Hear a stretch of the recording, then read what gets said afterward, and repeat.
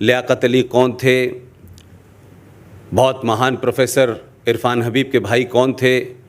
अब जब आज़ाद हम हो गए तो सरकारों को, सत्ताओं को लगा कि वो सच बात न पता चले, क्योंकि जिनको गद्दी पे काबिज़ होना था वो हो गए थे, जिन बौने लोगों को सत्ता में आना था वो आ गए थे, जिन महान लोगों को इतिहास में दबाना था वो दब चुके थे, जो हमारे हीरो होने चाहिए थे वो विलियन बनाए गए, जो विलियन होने थे वो हमारे हीरो बनाए गए, जिसका नतीजा है कि आज हम 70 साल में भारत में वही समस्या देख रहे हैं जहां से सन 1947 से भारत चला था। आपने भारत का तराना पढ़ा होगा। भारत के तराने के बारे में बहुत सारी बातें कही जाती हैं। उसके लिखने वाले कौन थे आप सबको नाम पता होगा। सारे जहां से अच्छा हिंदुस्तान हमारा, हम बुलबुलें हैं उसकी, वगैरह वगैरह वगैरह। लेकिन उन्हीं साहब ने एक तराना और लिखा था।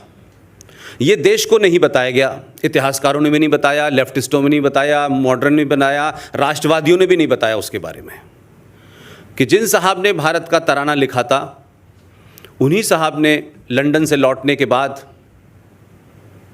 जब 1930 में इलाहाबाद के 25वें अधिवेशन में 29 दिसंबर को मुस्लिम लीग के सदारती खिताब किया, अध्यक्षीय भाषण दिया, उन साहब ने एक तराना लिखा।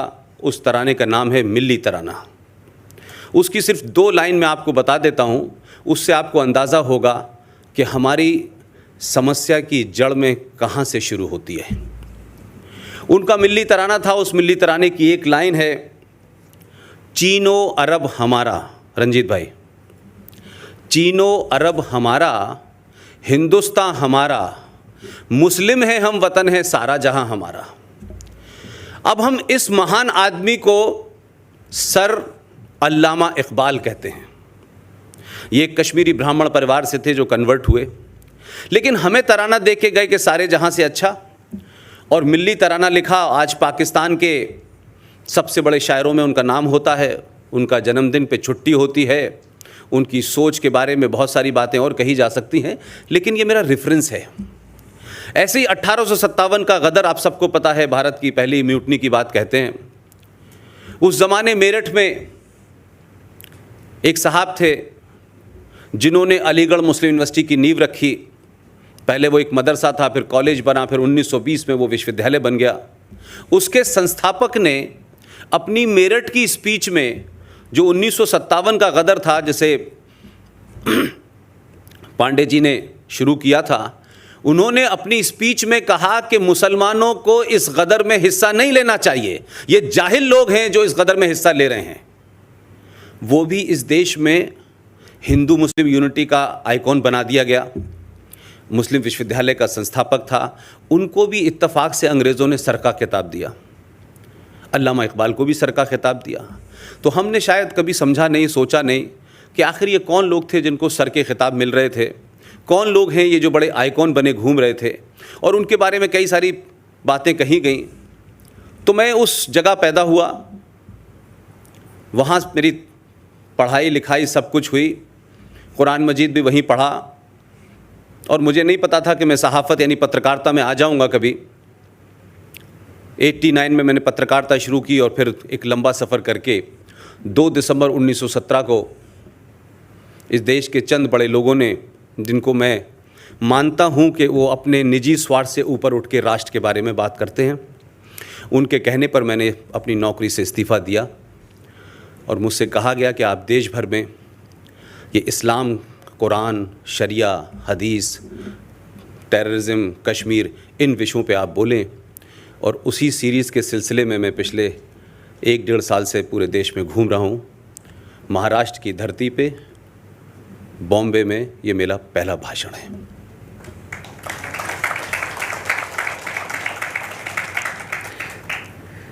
देखिए, आतंकवाद पे मैं फोकस इसलिए करता हूं कि हम आतंकवाद को समझना नहीं चाहते, और हम पॉलिटिकली करेक्ट होने के लिए आतंकवाद की अलग अलग जो है उसकी परिभाषा गढ़ते हैं। ये सत्ता पक्ष भी करता है, विपक्ष भी करता है, और लगातार होता चला आ रहा है।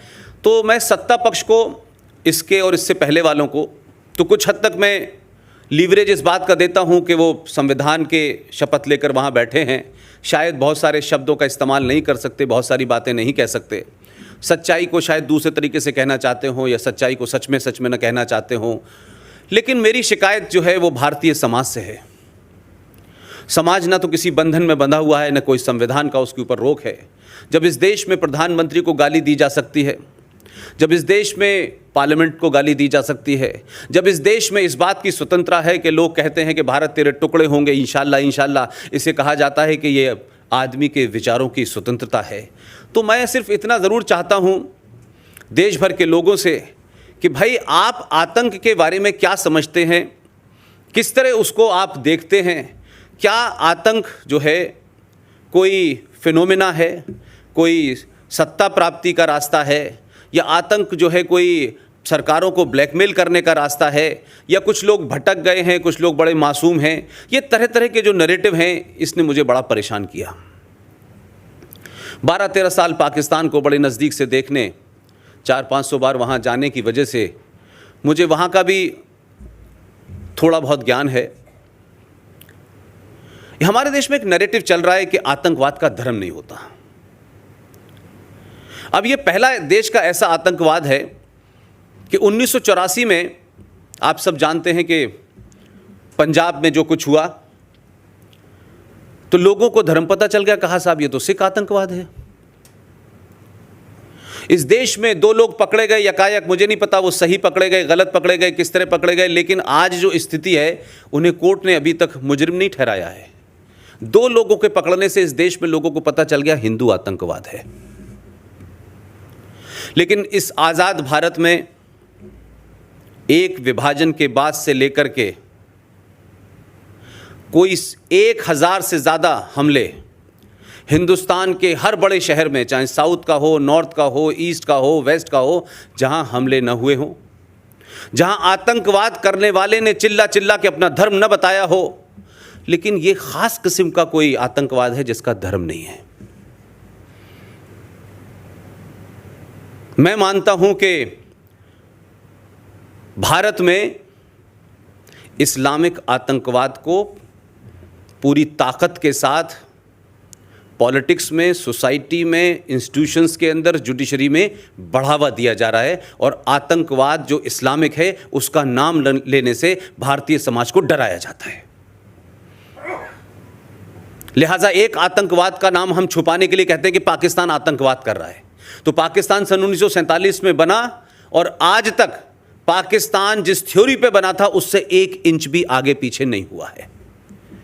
ये बात अलग है कि लाखों लोग मरे, पाकिस्तान का क्रिएशन हुआ, वो इस्लामिक राज बना। ये भी बात सच है कि पार्टीशन आपने किया तो धर्म के नाम पे किया। ये भी बात सच है कि भारत में उस वक्त के जो भी हिंदू लीडरान थे उन्हें हो सकता है कि अपने हिंदू होने पे शर्म आती हो, लेकिन उन्होंने सेकुलरिज्म को चुना। तो इस देश में सेकुलरिज्म के बाद भी हमने ये देखा कि पिछले 70 साल में एक डिवीजन नहीं है। इस देश में 500 से ज़्यादा कश्मीर बन चुके हैं, लेकिन हम बोलना नहीं चाहते हैं क्योंकि हमारी राज सत्ता न खिसक जाए, कहीं लोग हमको वोट देने से न कहीं मना न कर दें। लिहाजा हमें उस झूठ को घुमाए रखना है। सक्सेसिव गवर्नमेंट आती है, आप बीमारी को बीमारी की तरह से इलाज नहीं करते। दुनिया जिसको ये बीमारी समझ में आ जाती है, 9/11 के बाद से अमेरिका में कोई घटना नहीं घटी। वो सच थी, गलत थी, उस पर विवाद हो सकता है, उनको जो लगा उन्होंने किया, दोबारा हमला करने की किसी ने सोची नहीं। लेकिन हमारे यहाँ हर हमले के बाद झूठ बोलने के लिए, क्योंकि भारत में एक बड़ा वर्ग है, कहीं वो नाराज ना हो जाए, उसकी नाराजगी के चलते हम हर बार कहते हैं पाकिस्तान ने किया है। पाकिस्तान तो कर रहा है, करेगा, और वो बना ही इसी काम के लिए था। लेकिन आपने अपने देश में भारत के संविधान में इतने प्रोविजन करके, भारत के संविधान में जिस तरीके के अमेंडमेंट किए गए हैं, जिस तरीके के फ्रॉड किए गए हैं, जिस तरीके के संसद में फ्रॉड किए गए हैं, जिस तरीके के कानून बनाए हैं, जिस तरह के इंस्टीट्यूशन बनाए हैं, वो भारत के संविधान उसकी इजाजत नहीं देता। लेकिन आपने अपनी राजनीति को सीधा करने के लिए उन इंस्टीट्यूशन को भी आपने इस्तेमाल किया है। लिहाजा जिस आतंकवाद से ग्रस्त है, जिसके चलते आज रात में ऑपरेशन हुआ है, ये ऑपरेशन 1000 भी हो जाएं तो भी समस्या सॉल्व नहीं होने वाली। ये गलतफहमी है। 400 500 मार दें, ये विषय नहीं है। भारत में और पूरे इस्लामिक वर्ल्ड में जो लोग हथियारों से लड़ रहे हैं, चाहे वो अलकायदा की शक्ल में लड़ें, चाहे वो आईएस की शक्ल में लड़ें, जैश ए मोहम्मद की शक्ल में लड़ें, दुख्तरान मिल्लत की शक्ल में लड़ें, लश्कर तोयबा की शक्ल में लड़ें, वो मेरे लिए चिंता का विषय बिल्कुल भी नहीं है, क्योंकि मैं उनकी भी हकीकत जानता हूं। मेरे लिए सबसे बड़ा चिंता का विषय है कि इस भारत में बौद्धिक आतंकवाद सबसे ज्यादा खतरनाक है। हम जब आतंकवादियों के एक्ट को जस्टिफाई करने के लिए टेलीविजन पे आते हैं तो अलग अलग तर्कों से उसको जस्टिफाई करने की कोशिश करते हैं। आईएस इसलिए बना कि अमेरिका ने बड़ा उनके ऊपर जुल्म ज़्यादती की है। हिंदुस्तान के अंदर कश्मीर में जुल्म ज़्यादती हो रही है। हिंदुस्तान में हिंदू ताकतों की वजह से हो रहा है, आरएसएस की वजह से हो रहा है, विश्व हिंदू परिषद की वजह से हो रहा है। तो भाई, मैं ये समझ नहीं पा रहा कि आखिर सन 47 से पहले क्या दंगे इस देश में नहीं हुए? सन 47 के बाद नहीं हुए? आपने विभाजन किया, विभाजन के बाद भारत सरकार का रिकॉर्ड ये कहता है, होम मिनिस्ट्री ये कहती है कि 3,900 बड़े दंगे, जिसमें 100 से 500 ज़्यादा लोग मारे गए हैं इस देश में, लेकिन ये समस्या का कोई हल ही नहीं निकाला जा रहा है। कहा जाता है गंगा जमुना तहजीब, हम भाई भाई हैं, हमारे बीच में भाईचारा है। तो ये भाईचारा और ये भाई भाई, ये गंगा जमुना तहजीब मैं इसलिए नहीं समझ पाता कि मेरा जन्म जहाँ हुआ है वहाँ मेजॉरिटी मुसलमानों की थी, मैं तो एक आदि परिवार था, तो मुझे वहां भी भाईचारा नजर नहीं आया, मुझे वहां भी गंगा जमुना तहजीब नजर नहीं आई। लेकिन इस सब के बावजूद देश विभाजित हुआ, लेकिन हिंदू मुस्लिम के नाम पे इतने बड़े पैमाने पे सरकारें रहीं, सेकुलर रहीं, लेफ्टिस्ट रहीं, वामपंथी रहीं, तमाम सोच की रहीं, लेकिन ये दंगे फिर क्यों हुए? और अगर ये दंगे सच्चाई हैं तो फिर ये भाईचारा किस बात का है? और ये भाईचारा है तो मुझे बताइए कि इस देश में कौन सी वो ताकतें हैं जिनको आगे करके इस देश को तोड़ने की साजिश सुबह से लेकर शाम तक चल रही है, और कुछ लोग मौन बैठे हुए हैं। उनको लगता है नहीं बोलना चाहिए, अभी ठीक नहीं है बोलना, अभी हमको कुछ और काम करने हैं। लिहाजा पुलवामा, उड़ी, पठानकोट, ये सिलसिला रुकेगा नहीं, ये ख़त्म नहीं होने वाला है। हम 2 4 10 स्ट्राइक कर दें, हम तो 3 वॉर लड़ चुके हैं, उसके बावजूद भी ये स्थिति है। तो समस्या कहाँ है? समस्या हमारे बीच में, समस्या इस समाज में है जिसे सहने की आदत पड़ गई है, जिसने कहा है कि हम सहनशील लोग हैं, हम किसी का प्रतिकार नहीं करते हैं, आप भी रहिए, आप भी रहिए, आप भी रहिए। और हमने सिर्फ एक रास्ता ढूंढ लिया है कि अगर मुंबई में दंगा हो तो कुछ लोग दूसरी जगह चले जाएंगे, अलीगढ़ में दंगा हो तो दिल्ली में आ जाएंगे। तो ये जो भागने की मानसिकता है और उस सच्चाई का सामना करने की जो हमारी हिम्मत नहीं है, उसकी वजह से पूरी दुनिया में डरपोक और बौने लोग आपको डरा रहे हैं और आप लगातार डर रहे हैं। लेकिन अब समस्या यह हो गई है कि जिन लोगों को पिछले 70 साल में कभी डर नहीं लगा, 1984 में 3,500 सिखों का मर्डर हो गया, खुलेआम हो गया, उन्हें डर नहीं लगा। इस देश के प्रधानमंत्री से लेकर संसद पे हमला हुआ, कोई किसी को डर नहीं लगा। 1990 में कश्मीर से हिंदू पंडितों को मस्जिदों का इस्तेमाल करके, अजान दे करके, पर्ची निकाल करके कि कल रात टीकालाल टपरू के घर में जाना है, उनके बाहर ये चस्पा कर देना है कि आप या तो रात में छोड़ दीजिए, नहीं सुबह अपनी हत्या के लिए तैयार हो जाइए। जिन मस्जिदों का ये इस्तेमाल किया जा रहा था, तब किसी को डर नहीं लगा। लेकिन मुंबई में मैं बैठा हूं, आप तमाम सारे लोग हैं, मुंबई के कुछ हॉलीवुड और बॉलीवुड के कुछ हीरोओं को यकायक 2014 के बाद डर लगने लगा है। ये डर उनको कभी नहीं लगा, इससे पहले कभी कुछ हुआ ही नहीं।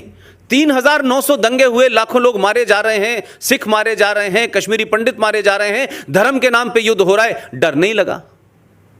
तो मैं तो उनको एक ही मेरा मैसेज है कि उनको डर लगना चाहिए और पूरे ताकत से लगना चाहिए। ये कोई किसी पार्टी का प्रचार, किसी व्यक्ति का प्रचार नहीं है। कोई समझता हो कि 2014 में कोई सरकार आ गई है तो उसकी वजह से डर लग रहा है, मैं आपको फिर बता रहा हूं, मेरा किसी पार्टी से कोई संबंध नहीं है। ये 2014 में इस देश में जो पॉलिटिकल चेतना जागी है, जिसके चलते समाज को यह समझ आ गया है कि अब सच बोलने का वक्त है। उसके जागृत होने से लोगों को डर लग रहा है कि कहीं यह समाज जागृत हो गया तो ये वीर सावरकर के बारे में भी बताएगा, ये सुभाष चंद्र बोस के बारे में भी बताएगा, और ये मौलाना आज़ाद जो भारत के पहले शिक्षा मंत्री थे उनके फ्रॉड के बारे में भी बताएगा, ये नेहरू जी के बारे में भी बताएगा। तो ये तमाम सारी ताकतें जो हैं जिनको आपने 70 साल में दबाया था, छुपाया था, ये धीरे धीरे बाहर आने लगी। और इस देश के नागरिकों को, इस देश के समाज को अगर सच बात पता चल गई तो हमारा झूठ और फ्रॉड खत्म हो जाएगा। ये इसलिए डर लग रहा है।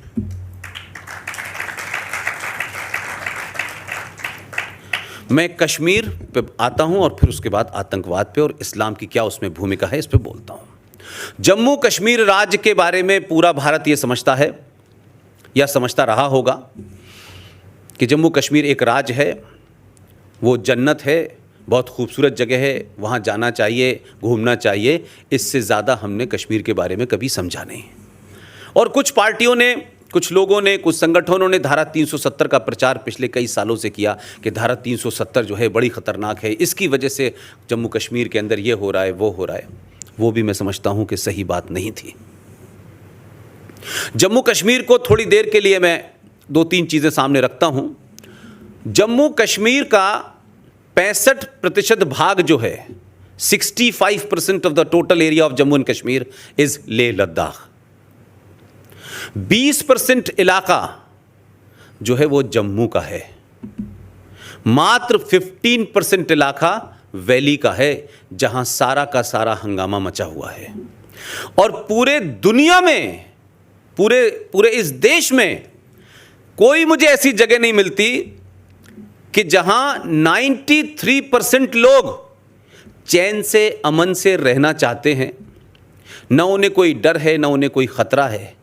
उन 93% लोगों के ऊपर 7% लोग जो हैं हुकूमत कर रहे हैं और कहते हैं कि यहाँ जमहूरियत ख़तरे में है। तो ये जो जमहूरियत की परिभाषा है कि मात्र 7-8 ज़िले, 15% का इलाका पूरे के पूरे राज्य पे हुकूमत कर रहा है, उनका डायरेक्टली इनडायरेक्टली उसमें कोई बहुत बड़ा रोल ही नहीं है, सारा का सारा कंसंट्रेशन वैली के अंदर है। उसके बावजूद भी वो कहते हैं कि साहब जमहूरियत का यहाँ गला घोंटा जा रहा है। तो ये जो जमहूरियत मुझे कहीं नहीं मिलती भारत में कि 93% लोग जो हैं वो खामोश हैं, वो अपने देश के साथ काम करना चाहते हैं, कर रहे हैं, रह रहे हैं, उन्हें कोई डर नहीं है, उन्हें कोई मार नहीं रहा है। लेकिन 15% इलाके के 7% लोग जो हैं उनको बड़ा खतरा है। लेकिन हमारी सरकारों ने क्या किया? हमारी सरकारें आईं, उन्होंने 65% इलाके की बात नहीं सुनी, 20% की नहीं सुनी, वो सिर्फ 15% इलाके में 7% लोगों की बातचीत सुनने जाते हैं और उन्हीं से बात करते हैं।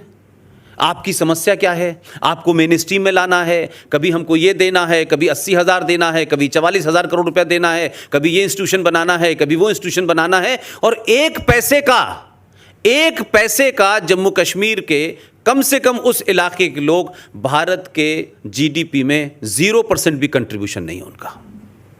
लेकिन डिमांड उनकी सारी है और उनकी डिमांड फुलफिल करने के लिए दिल्ली जो है वो हिलने लगती है।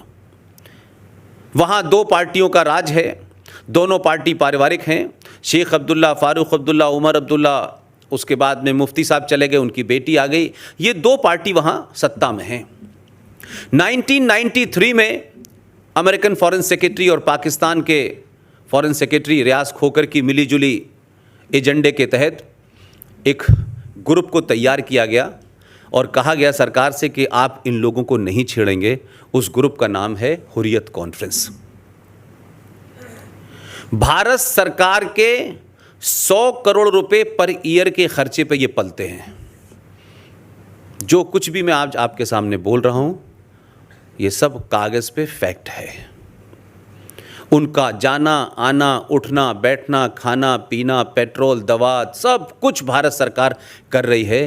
तो ये देश ने कभी पूछा नहीं कि भाई जो लोग भारत को तोड़ने की बात करते हैं, पाकिस्तान में मिलने की बात करते हैं, भारत के संविधान को नहीं मानते, भारत की अदलिया को नहीं मानते, इन लोगों को भारत सरकारें क्यों समय समय पे प्रोटेक्शन देती हैं? क्यों ये बजट इनके ऊपर खर्च किया जा रहा है? ये तो हमारे टैक्स पेयर का पैसा है जो आप इस देश के आतंकवादियों पे कर रहे हैं, अलगाववादियों पे कर रहे हैं, जो भारत तोड़ने वाली ताकतें उस पर खर्चा कर रहे हैं। तो कोई जवाब नहीं है। इसकी भी हमने बड़ी कोशिश की है। लेकिन अभी हाल में मुझे कुछ दिन पहले पता चला है कि उसके बहुत सारे कंपल्शंस हैं। इन कंपल्शंस के बारे में सरकार के कुछ लोगों ने मुझे बताया। लेकिन हाँ, ये भी एक सच्चाई है कि पिछले 4 साल में 100 करोड़ का खर्चा कम होकर 10 करोड़ रह गया है। और ये खर्चा कम हो गया है क्योंकि सार्वजनिक तौर पे सरकार नहीं कह सकती, उसके कई मजबूरियां हैं। उस वजह से जम्मू कश्मीर में ज़्यादा तांडव मचा हुआ है और एक नैरेटिव पूरे देश में फैलाया गया, जम्मू कश्मीर जो है एक समस्या है। जम्मू कश्मीर समस्या नहीं है, इसको नैरेटिव को गलत है, ये आपको कहना चाहिए वैली में समस्या है। 93% लोगों को कोई समस्या नहीं है, मात्र 15% इलाके में कुछ लोगों को समस्या है, क्योंकि उन लोगों को आपने पहले दिन से इतना पैम्पर किया है, इतना पैम्पर किया है कि उनकी नाजायज मांगे इतनी मांगी हैं कि अब वो बेहया बेशरम हो चुके हैं और अब उनको लगता है कि ये ब्लैकमेलिंग का धंधा अब हमारा यही सर्वाइवल का हिस्सा है। तो जब भी कोई सरकार हल्का सा टैप बंद करती है तो चिल्लाने लगते हैं, जगह जगह जाते हैं, यहाँ जाते हैं, वहाँ जाते हैं, आतंकवाद बढ़ जाता है, पत्थरबाज आ जाते हैं, आर्मी पे हमला होने लगता है। लेकिन किसी न किसी सरकार को इस तरफ ध्यान देना था। इस सरकार ने कुछ टैप वाटर बंद कर दिए हैं, इसलिए शोर बहुत है। आप सब लोगों को लगेगा अरे कश्मीर के अंदर लोगों को मारा जा रहा है। जो पत्थर फेंक के दुनिया की सबसे मजबूत आर्मी के फौजी को मार दे, उनके बारे में कहा जा रहा है वो बड़े भटके हुए लोग हैं, बड़े मासूम बच्चे हैं, आप उनके ऊपर गोली मत चलाइए। मैं सरकारों से ज्यादा इस देश में जो इंस्टीट्यूशंस हैं, चाहे संसद हो, चाहे लेजिस्लेशन हो, चाहे एग्जीक्यूटिव हो, चाहे जुडिशरी हो, मैं इस पाखंड से परेशान हूं कि आप मुझे बताएं जम्मू कश्मीर के अंदर जो फौजी भारत का पाकिस्तान से आने वाले, सरहद से पार आने वाले फौजी जो इक्विप्ड है, जो ट्रेंड होके आया है, उसके साथ लड़ रहा है आमने सामने, और जो टेरेन है पूरा वो इतना खतरनाक है, आप उसमें ये पता नहीं ये पहाड़ी किधर है, ये पेड़ किधर है, नीचा किधर, वहां वो लड़ रहा है। लेकिन पीछे से इस देश के मुसलमान, जम्मू कश्मीर में वैली के मुसलमान, वो उस आर्मी के ऊपर पत्थर मारते हैं, गोली चलाते हैं, और उसके बाद जब पलट के आर्मी को या तो हवा में गोली चलानी पड़े या कभी कभी पलट के गोली मारनी पड़े, तो भारत की अदलिया, जुडिशरी, अदालत के अंदर चेतना पैदा हो जाती है, मानवाधिकारों का एकदम उनके अंदर वलवला आ जाता है और वो कहते हैं कि ये तो बहुत गलत काम कर रहे हैं। किसी फौजी को इस तरह से निहत्थे लोगों पे गोली नहीं चलानी चाहिए। तो उनसे पूछा, आप सजेस्ट कर दें, ये मैं डिबेट बता रहा हूं जो हुई है कोर्ट के अंदर खड़े होकर के, तो आप सजेस्ट कर दें क्या करें। तो उन्होंने पहला सजेशन दिया कि गर्म पानी उनके ऊपर डालो। तो लोगों साहब गर्म पानी फौजी कैसे लेके जाएगा? नहीं, थोड़ा गुनगुना डालो उनके ऊपर, गुनगुना पानी, गर्म मत डालो। प्लास्टिक की गोली चलाओ, ऐसे मत चलाओ, आगे से चलाओ, पीछे से चलाओ, जिन्हें क्या क्या उन्होंने अपने दुनिया जमाने के अपने जिसको कह सकते हैं कि सजेशन दे दिए। अब भारत सरकार से कोई पूछे भाई कि इस देश में फौज को क्या करना चाहिए, ये भी जज साहब बताएंगे। जो जज साहब दिल्ली के अंदर 5-5 ब्लैक कैट कमांडोज में रहते हैं, 2 गाड़ी पायलट की आगे चलती हैं, 2 पीछे चलती हैं, जबकि उन्हें कोई मार नहीं रहा है, वो ये सजेशन दे रहे हैं कि फौज को कैसे गोली चलानी चाहिए, कब चलानी चाहिए, पानी डालना चाहिए, प्लास्टिक डालनी चाहिए। नहीं, मुझे समझ ही नहीं आता इस देश में हो क्या है। लेकिन क्योंकि जुडिशरी ने काला कपड़ा पहन रखा है, लिहाजा उनके बारे में आप कोई बात करेंगे तो कंटेम्प्ट ऑफ कोर्ट हो जाएगा। ये भी अच्छी बात है। उनके महान चरित्र के बारे में बात करेंगे तो भी कंटेम्प्ट कोर्ट हो जाएगा। तो मैंने स्वतः ही इस बात को लिया है कि मैं भी ये देखना चाहता हूं कि जो जजेस इस देश में एक आतंकवादी को जब फांसी देने की बात करते हैं और 2-2 बार उसकी क्लेमेंसी रिजेक्ट हो जाती है, उसके बाद भी उसको फांसी की बात होती है, तो कौन लोग होते हैं वो जो कोर्ट जाते हैं और कहते हैं, क्या कहते हैं कि साहब 2 साल से सुनवाई हुई है, ये है, लेकिन अब ये आखिरी पॉइंट रह गया है, इसके लिए कोशिश करिए कि एक बार और रात के 6 बजे तक कोर्ट खोल दीजिए और आखिरी बार सुन लीजिए। उस आतंकवादी का केस जिसको सजाए मौत हुई है, सुबह 6 बजे तक कोर्ट खुलती है और उसे फांसी होती है। और जब वो उसको सजा दे दी जाती है, आप ही के मुंबई का था, महाराष्ट्र का था, तो कहा जाता है कि याकूब मेनन हम शर्मिंदा हैं, तेरे कातिल जिंदा हैं। तो ये कातिल कौन थे? सुप्रीम कोर्ट के 5 जज, 6 जज। तो कंटेम्प्ट ऑफ कोर्ट तो हुआ नहीं, और खुलेआम कहा गया, जेएनयू में कहा गया, जादवपुर में कहा गया, हैदराबाद में कहा गया, कहाँ नहीं कहा गया। उस दिन मुझे लगा कि शायद कंटेम्प्ट ऑफ कोर्ट जो है ये किसी गलतफहमी चिड़िया का शिकार है, इसलिए मैंने कहा कि मैं जजेस के बारे में बोलना चाहता हूँ, इस सुप्रीम कोर्ट के बारे में बोलना चाहता हूँ कि भाई आप डराएं और कंटेम्प्ट ऑफ कोर्ट में बंद कर दें कि हमने कोर्ट की अवमानना की है, करें बंद हमको। लेकिन कोर्ट इस देश की जो है वो सरकार को काम नहीं करने दे रही है। इस देश की कोर्ट जो है उनको रोहिंग्या के मानवाधिकारों का पता है, उनके बसने पर रोक लगाती हैं, बांग्लादेशी मुसलमानों के भारत में आने पर रोक लगाती हैं। लेकिन यही कोर्ट में जब कश्मीरी हिंदू पंडितों की तरफ से दिल्ली में जाया जाता है और कहा जाता है कि आप हमारी एक अर्जी एक्सेप्ट कर लीजिए कि इसी आज़ाद भारत के अंदर 1990 में 3.5 लाख कश्मीरी हिंदू पंडितों को जिस बुनियाद पे मारा गया, रेप किया गया, कैसी विवश कहानियां हैं कि आप सुन नहीं सकते हैं। उनसे कहा गया कि कम से कम आप हमारी अर्जी सुन के इसके ऊपर बातचीत तो करिए, इसको सुनवाई तो करिए।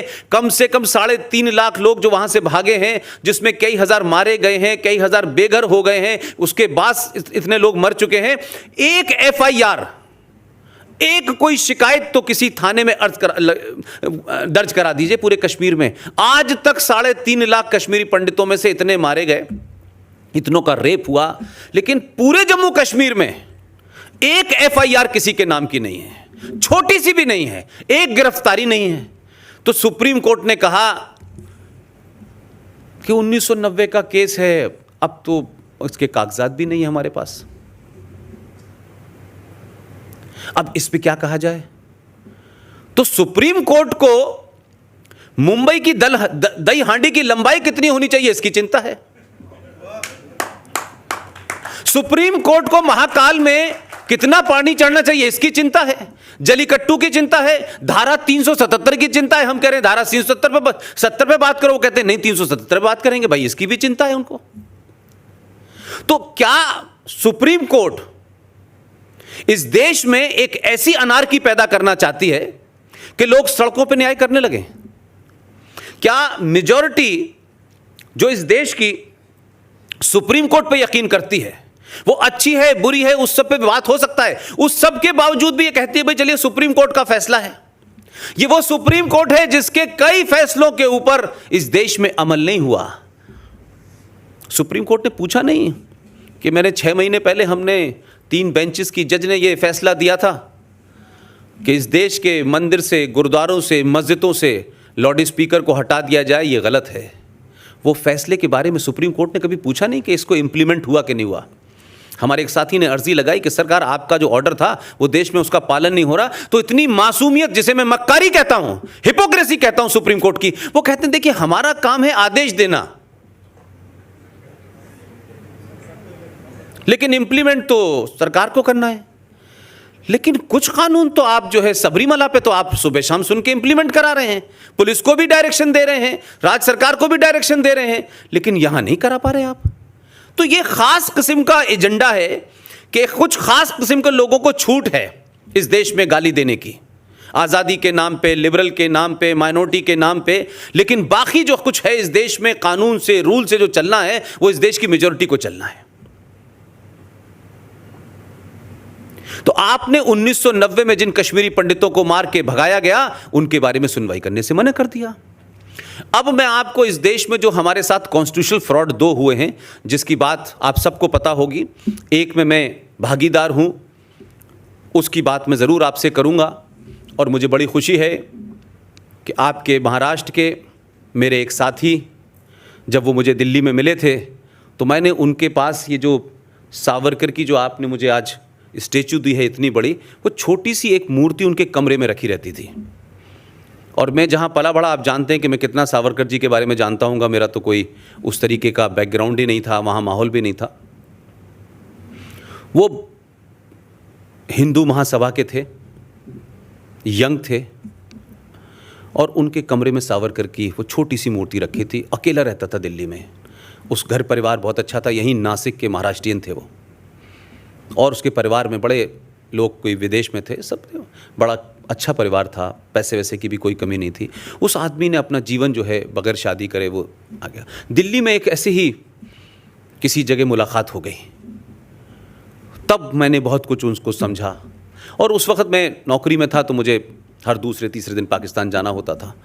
तो लाहौर की एक डिबेट के अंदर बातचीत चल रही थी, तो मुझसे कुछ लोगों ने जो हमारे वहाँ मित्र थे उन्होंने कहा कि पुष्पिन साहब, आप जम्मू कश्मीर की बात करते हैं, धारा 370 की बात करते हैं, लेकिन आपके संविधान में, आपके आइन में, जम्मू कश्मीर के संविधान में एक धारा है 35A।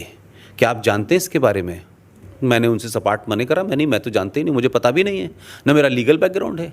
लेकिन वो बात मेरे दिमाग में घूमती रही बहुत दिन तक कि ये आखिर क्या ऐसी चीज़ है जो मुझे नहीं पता, इस देश में कभी उसकी चर्चा नहीं हुई, लेकिन इसको कभी किसी ने बताया भी नहीं।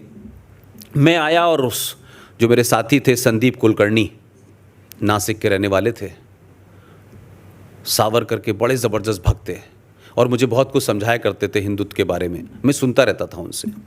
मैंने उनसे जिक्र किया, मैंने कहा यार मैं तो एक ऐसे नौकरी में हूँ कि मैं ये PIL वगैरह डालूंगा तो सरकार को तकलीफ़ हो जाएगी, आप, मैंने कहा, एक संगठन बनाइए और करिए, मैं सारी इसकी बैकिंग आपको देता हूँ।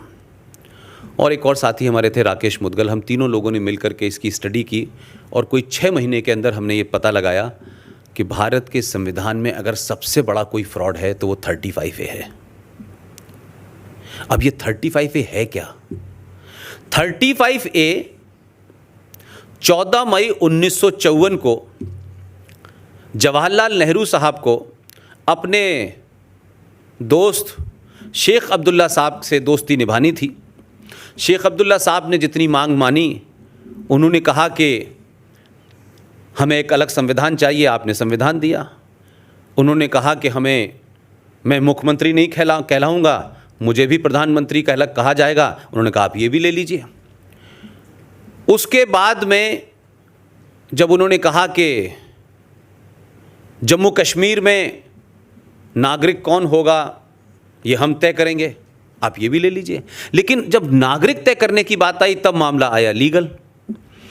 तो डॉक्टर राजेंद्र प्रसाद जी से नेहरू जी ने कहा कि आप एक आदेश जारी करिए। तो राजेंद्र प्रसाद लीगल बैकग्राउंड के थे, उन्होंने कहा ये आदेश तो इलीगल है, ये तो गैर कानूनी है, ये तो गैर संवैधानिक है। तो नेहरू जी ने उनसे कहा कि मैं बाद में बताऊंगा, आप इसको कर दीजिए। वो फिर भी नहीं माने, ये प्रोसीडिंग्स हैं उस वक्त की, वो बता रहा हूं मैं आपको। उस पे उन्होंने कहा कि अगर आप इसको नहीं करेंगे तो मैं कांग्रेस के अधिवेशन में पास करा लूँगा। फ़कत यह है कि उनको साइन करने पड़े और वो 14 मई 1954 को भारत के संविधान में एक 35A नाम की धारा बन गई। और पिछले 70-80 सालों से उस धारा के बारे में भारत के पार्लियामेंट के किसी सदन में न उसे रखा गया, न उस पर चर्चा हुई, न उसे पास किया गया, और वो एज इट इज़ बनी हुई है। ये 35A है क्या? ये आदेश क्या था? इस आदेश के तहत जम्मू कश्मीर राज्य की सरकार को ये धारा ताकत देती है कि वो जम्मू कश्मीर राज्य की सरकार जिसको चाहे जम्मू कश्मीर की नागरिकता दे या ना दे। क्योंकि मैं यहाँ हूँ, अगर कल यहाँ बस जाऊँ तो मुझे महाराष्ट्र की कोई नागरिकता लेने की आवश्यकता नहीं है। लेकिन ये प्रोविज़न सिर्फ जम्मू कश्मीर में है कि अगर जम्मू कश्मीर में आपको रहना है, आपको ज़मीन खरीदनी है, आपको कारोबार करना है, तो वहाँ की नागरिकता आपके पास होनी चाहिए। तो जम्मू कश्मीर सरकार को नागरिकता देने का अधिकार देती है। ज़मीन आप वहाँ नहीं खरीद सकते, कारोबार आप वहाँ नहीं कर सकते। अगर हिंदुस्तान का हिंदू या मुसलमान लड़का जम्मू कश्मीर राज्य की लड़की से शादी कर ले तो उस लड़की के प्रॉपर्टी राइट समाप्त कर दिए जाएंगे। ये भी उस धारा की वजह से है।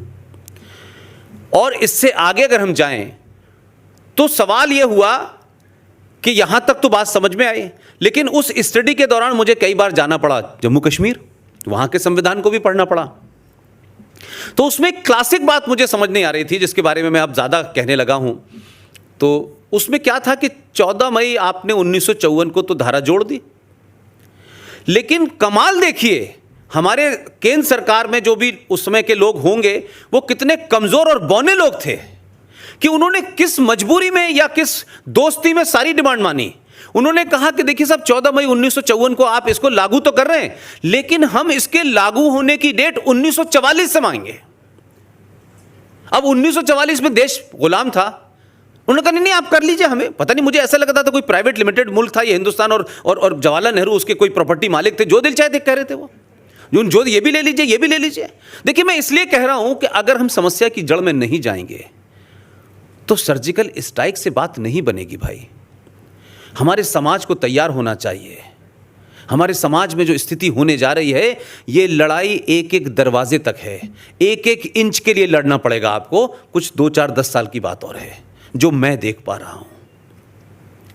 अब उन्होंने 1944 की डेट क्यों लागू की, यह किसी ने इस पर विचार ही नहीं किया कि भाई 44 ही क्यों की इन्होंने।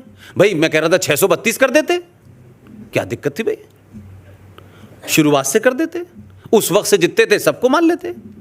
तो समझा मैं ये कि 44 में जब आपने डेट की तो उसके पीछे आपकी मंशा ये थी कि 1940 में पाकिस्तान यानी करारदाते पाकिस्तान, रेजोल्यूशन ऑफ पाकिस्तान 1940 में लाहौर में पास हो चुका था और यह तय था कि पाकिस्तान बनना है, और कैसे बनना है यह पता नहीं था।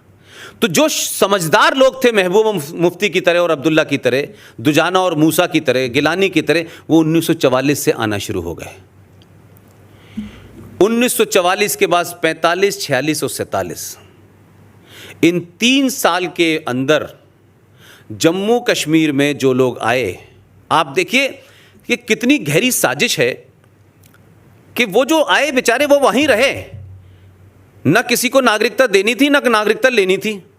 तो जो आ गए थे वो तो ऑटोमेटिक नागरिक हो जाने चाहिए थे। लेकिन आपने 1944 की डेट इसलिए रखी कि 46, 47, 48 में 5,500 हिंदू परिवार जम्मू कश्मीर में आए थे, जिनकी गिनती आज की डेट में 7.5 लाख है।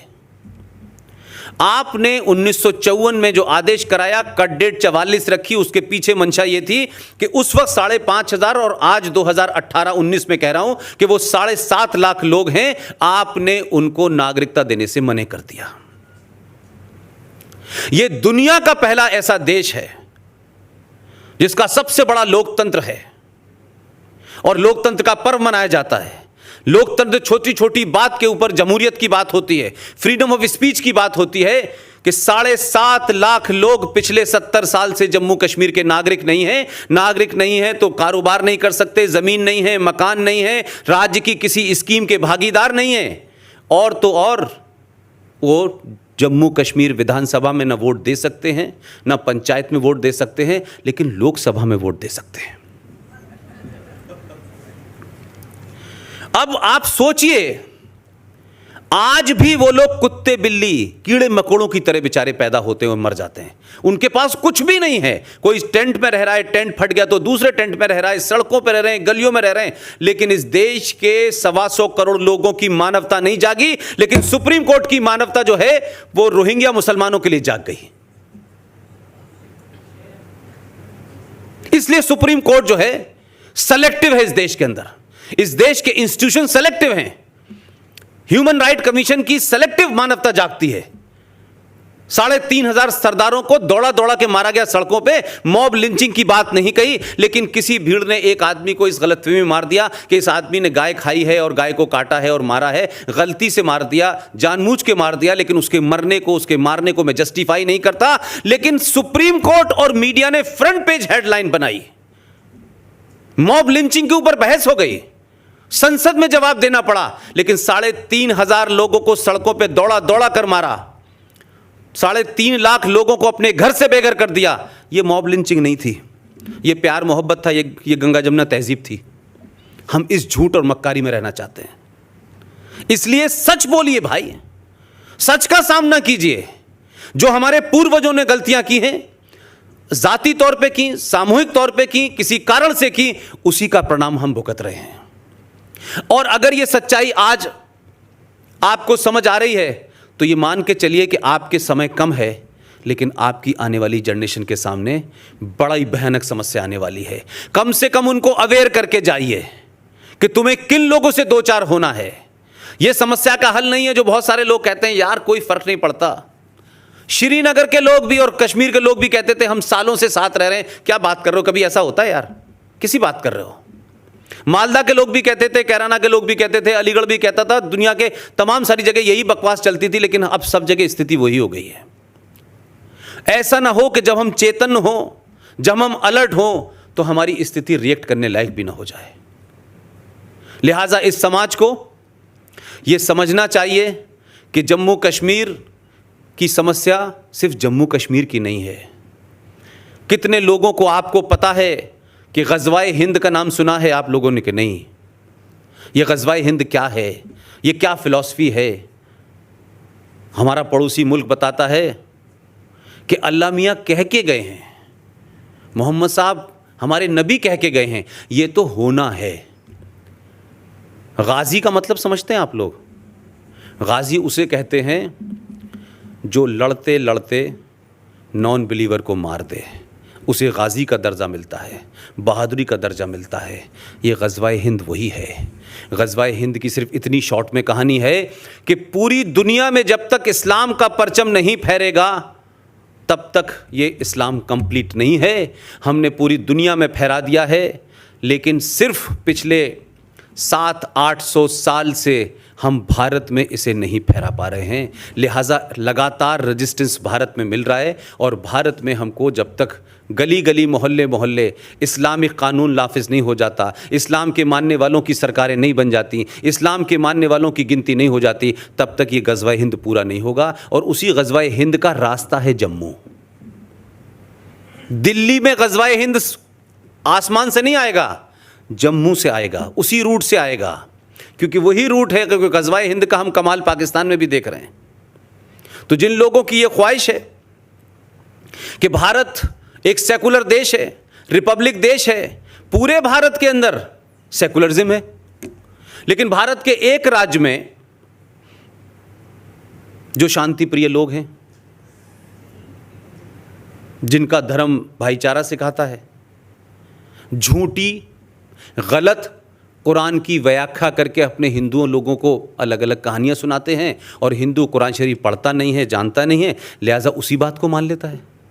एक राज्य है सिर्फ पूरे देश में हमारे, जहां मुसलमान 70% मेजॉरिटी में हैं।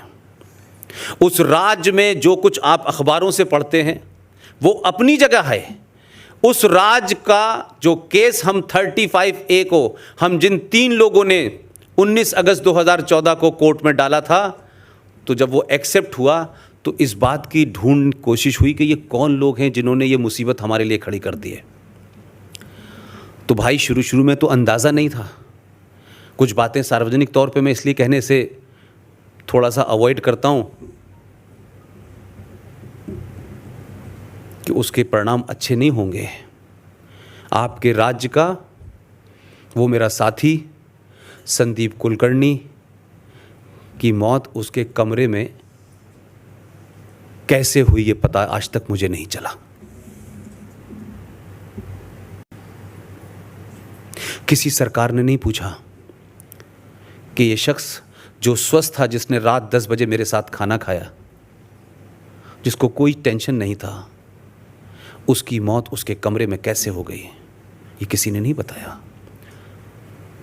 मेरे पास जो मैं खड़ा हुआ हूँ उसके अलावा मेरे पास न कोई धन दौलत है, न कोई मेरे पास ऐसी ताकत है कि मैं सबसे लड़ सकूं। मेरे पास थोड़ी बहुत हिम्मत है, जिसलिए मैं लड़ रहा हूं। अब वो कोर्ट में चलते चलते स्थिति यहाँ पहुँच गई है कि कल उसकी सुनवाई आखिरी थी, कल बढ़ा दी गई है, 1-2 दिन और बढ़ेगी। पूरे जम्मू कश्मीर राज्य में धरना, जम्मू कश्मीर राज्य का मतलब यहाँ मेरे मुंह से बार बार इसलिए निकल जाता है क्योंकि वो एक आदत बनी हुई है। पूरी वैली के अंदर खुली चुनौती दी जा रही है कि अगर 35A पे, और एक बात और बता दूं मैं, आर्टिकल 35A को हटाने की कार्रवाई जो है या रखने की कार्रवाई जो है या उस पर सुनवाई हो रही है, वो आरएसएस के हेडक्वार्टर में नहीं हो रही, वो बीजेपी के हेडक्वार्टर में नहीं हो रही, वो भारत की कोर्ट, सुप्रीम कोर्ट में हो रही है। और सुप्रीम कोर्ट का चीफ जस्टिस उस बेंच में शामिल है, लेकिन उस बेंच में सुनवाई होने के बावजूद भी जम्मू कश्मीर में खुलेआम कहा गया है कि अगर इसके साथ छेड़छाड़ की गई तो जम्मू कश्मीर का हाल हम 1947 वाला कर देंगे। उन्हें सरकारें प्रोटेक्शन दे रही हैं, उनको पकड़ के नहीं कोई जेल में डाल रहा, उनके लिए सुप्रीम कोर्ट कोई सवाल नहीं खड़ा कर रहा कि खुली चुनौती है कोर्ट को, खुला वायलेंस करने की चुनौती है। इसी महबूबा मुफ्ती ने 6 महीने पहले कहा था कि अगर छेड़छाड़ की गई तो जम्मू कश्मीर में तिरंगा लहराने वाला कोई नहीं मिलेगा। आप यकीन मानिए, संदीप चला गया, उसकी ताकत और शायद जो हालात हैं उसने हम लोगों को इतना मजबूत किया। जम्मू गया में एक सभा की, और इत्तफाक की बात है कि जैसे मैं यहाँ सभा कर रहा हूँ, कोई 200 मीटर पे मुफ्ती सभा कर रही थी। मैंने कहा महबूबा मुफ्ती, मैं जम्मू में खड़ा हूँ, तिरंगे को उठाने वाले तो बहुत मिलेंगे, लेकिन अपना ध्यान रखना कि तुम्हें कोई उठाने वाला मिलेगा कि नहीं मिलेगा।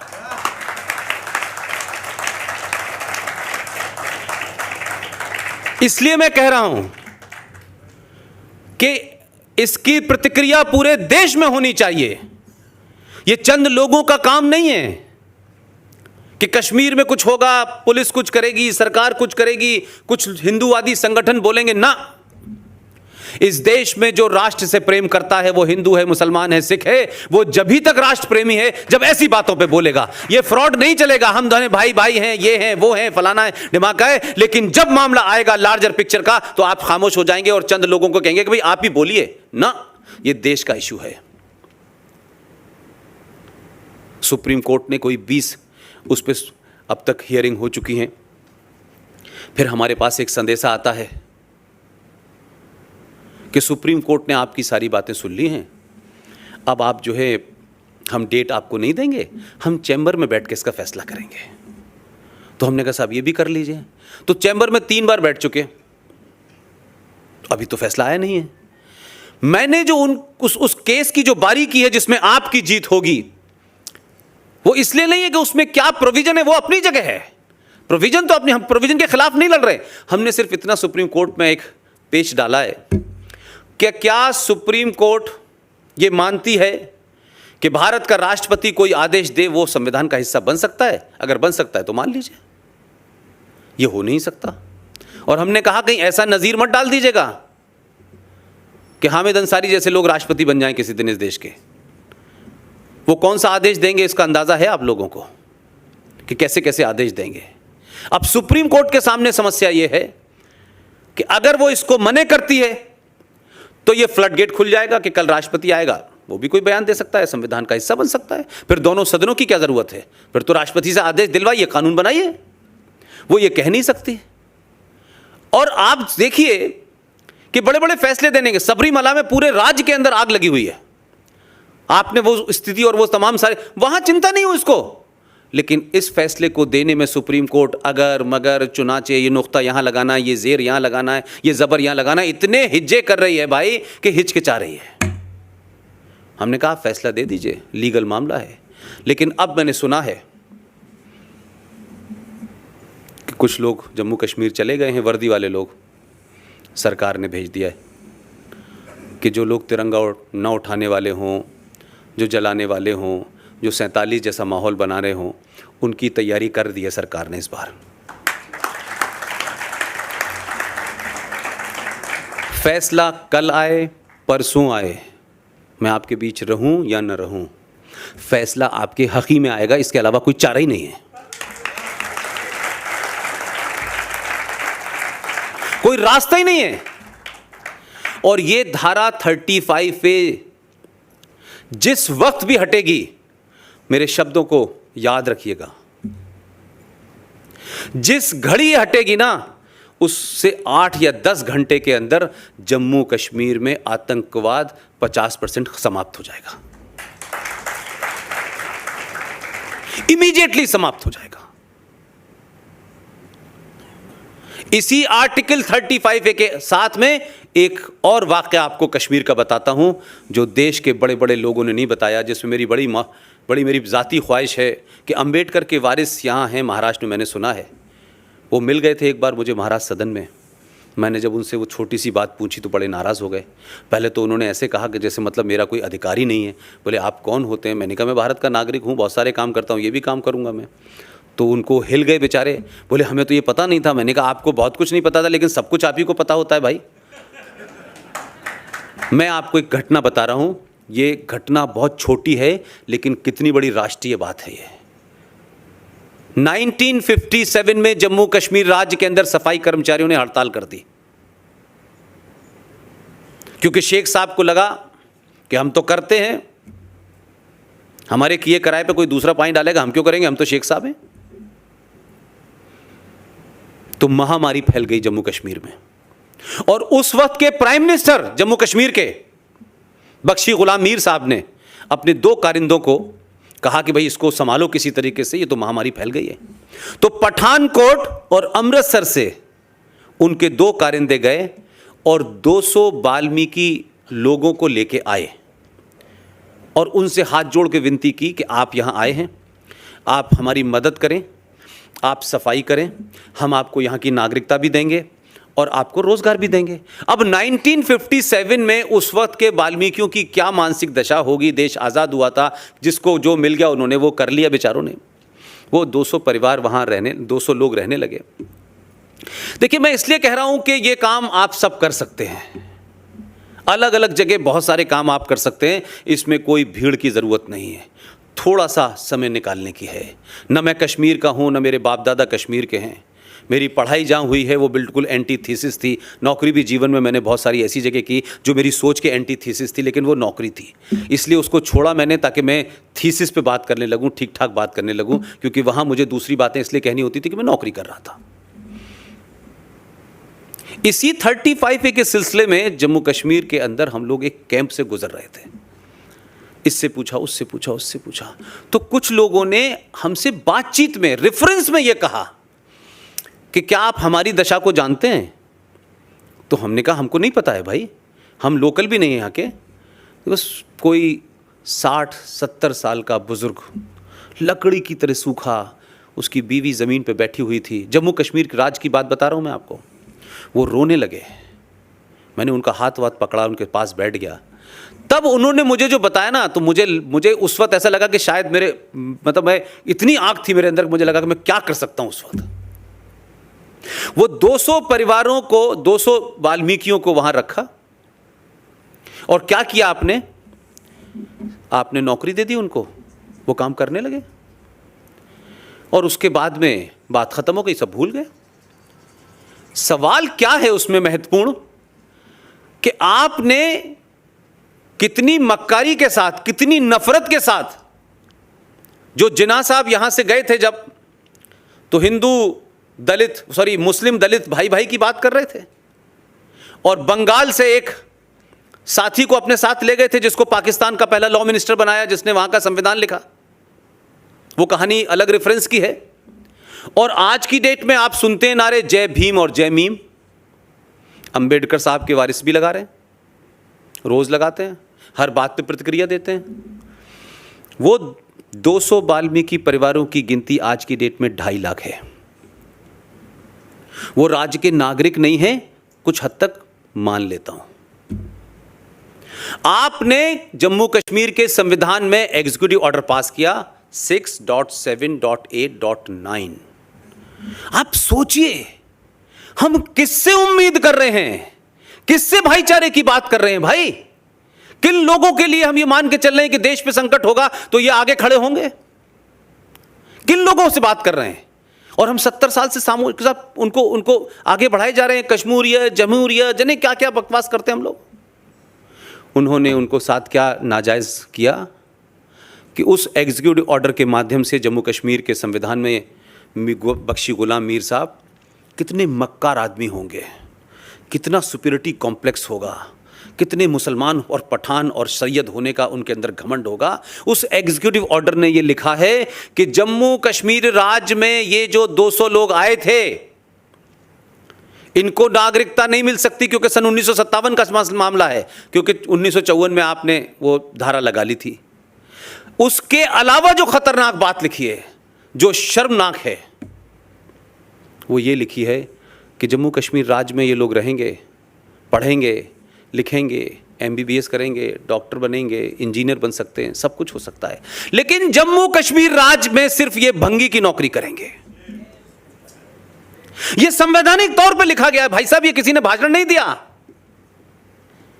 लेकिन ये बात 1957 से चल रही है, लेकिन इस देश में मुझे बताइए किस नेता ने आपको ये बताया? ये बात कोई ऐसी नहीं है कि किसी का स्टेटमेंट है, ये संविधान में उसको लीगलाइज करके गए हैं और सन 1957 से वो चल रहा है। वो 2.5 लाख परिवारों की एक लड़की मुंबई आई आपके शहर में और आपने उसको पढ़ा लिखा के बड़ा बनाया, सीमा गिल उसका नाम है। और जब वो राज्य में वापस गई, जिसके कारण हमें यह सब पता चला, जब वो वापस गई तो उसने नौकरी मांगी जम्मू में और अपने सारे सर्टिफिकेट लगाए, कहा कि मैं राज्य में ये नौकरी निकली है, मैं ये चाहती हूँ। उससे एक छोटे से अदने ने, क्लर्क ने ये कहा कि अपना PRC लेके आइए आप, परमानेंट रेजिडेंट सर्टिफिकेट। वो लड़की यंग लड़की थी, जैसे हमारे देश में तमाम और राज्यों की लड़कियां वैसी बेचारी वो उस तरह से घूम घाम रही थी। उसने ढूंढते ढूंढते पता चला कि अरे साहब ये तो PRC तो हमें मिले ही नहीं है, हम तो यहाँ के नागरिक ही नहीं है।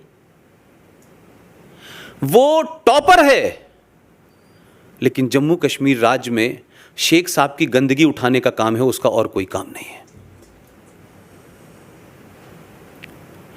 आप कहते हैं जय भीम और जय मीम, मुसलमान होने का दावा करते हैं, मुसलमान के नाम पे सुबह से लेकर शाम तक कुरान के बारे में बताते हैं कि इसमें अल्लाह ने यह कहा है सब बराबर हैं, अल्लाह की मखलूक बराबर है, हमारे यहाँ ना कोई छोटा है ना बड़ा है, ना हमारे यहाँ कोई भेदभाव होता। लेकिन महबूबा मुफ्ती और अब्दुल्ला, तुम बताओ कि तुम कितने बड़े मक्कार हो।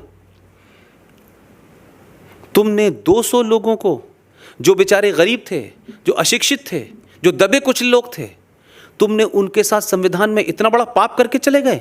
और तुम्हारा बाप पूछता है कि कश्मीर तुम्हारे बाप का नहीं है? तुम्हारे बाप का पाप है कश्मीर। हमारे देश में कोई प्रतिक्रिया नहीं हुई।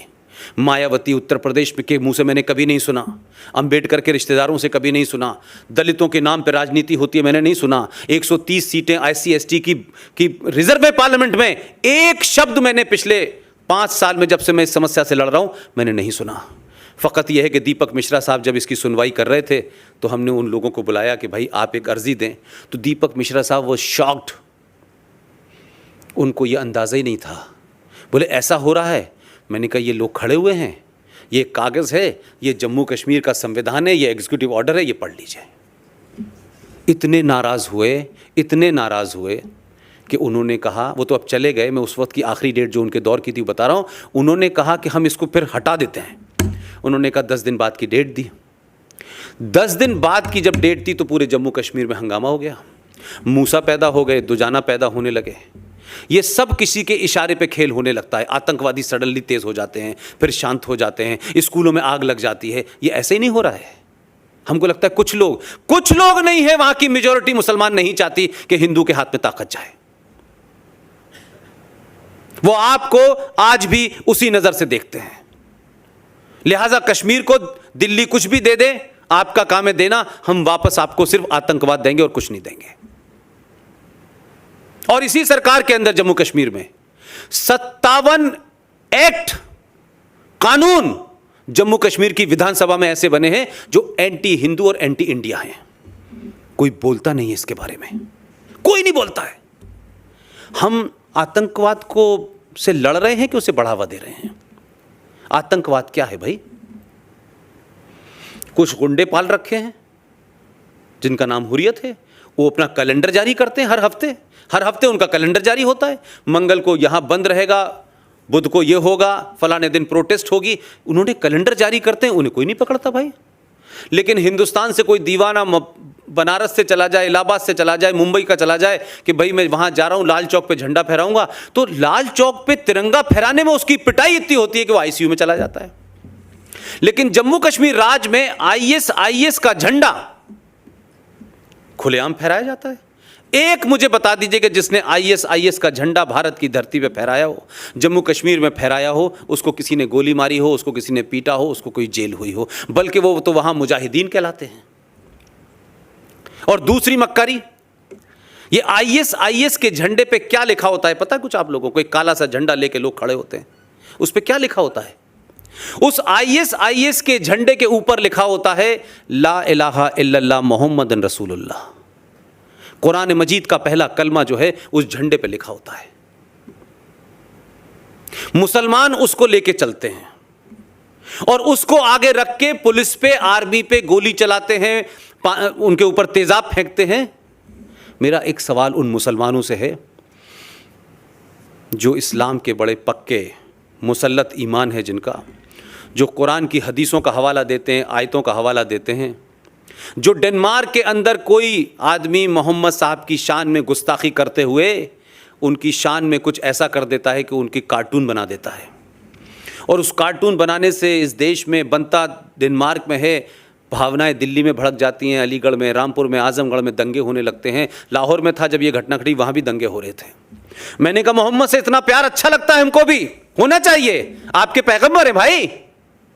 लेकिन हिंदुस्तान के मुनाफिक और मक्कार मुसलमान, मुझे ये बताओ, तुम मोहम्मद का नाम लेके आईएस के झंडे पे जब कुरान शरीफ का पहला कलमा लिख करके तुम कहते हो ला इलाहा इल्लल्लाह, और उस एक सर्किल में लिखते हो अल्लाह, मोहम्मद और रसूल, तो ये तुमको शर्म नहीं आती कि अल्लाह का नाम आतंकवाद के लिए इस्तेमाल हो रहा है? पहला कलमा आतंकवाद के लिए इस्तेमाल हो रहा है, पुलिस पे गोली चलाने के लिए हो रहा है। लिहाजा मेरा मानना है कि तुम मक्कार हो। तुम डेनमार्क में कार्टून बनाने वाले आदमी के खिलाफ फतवा जारी करते हो।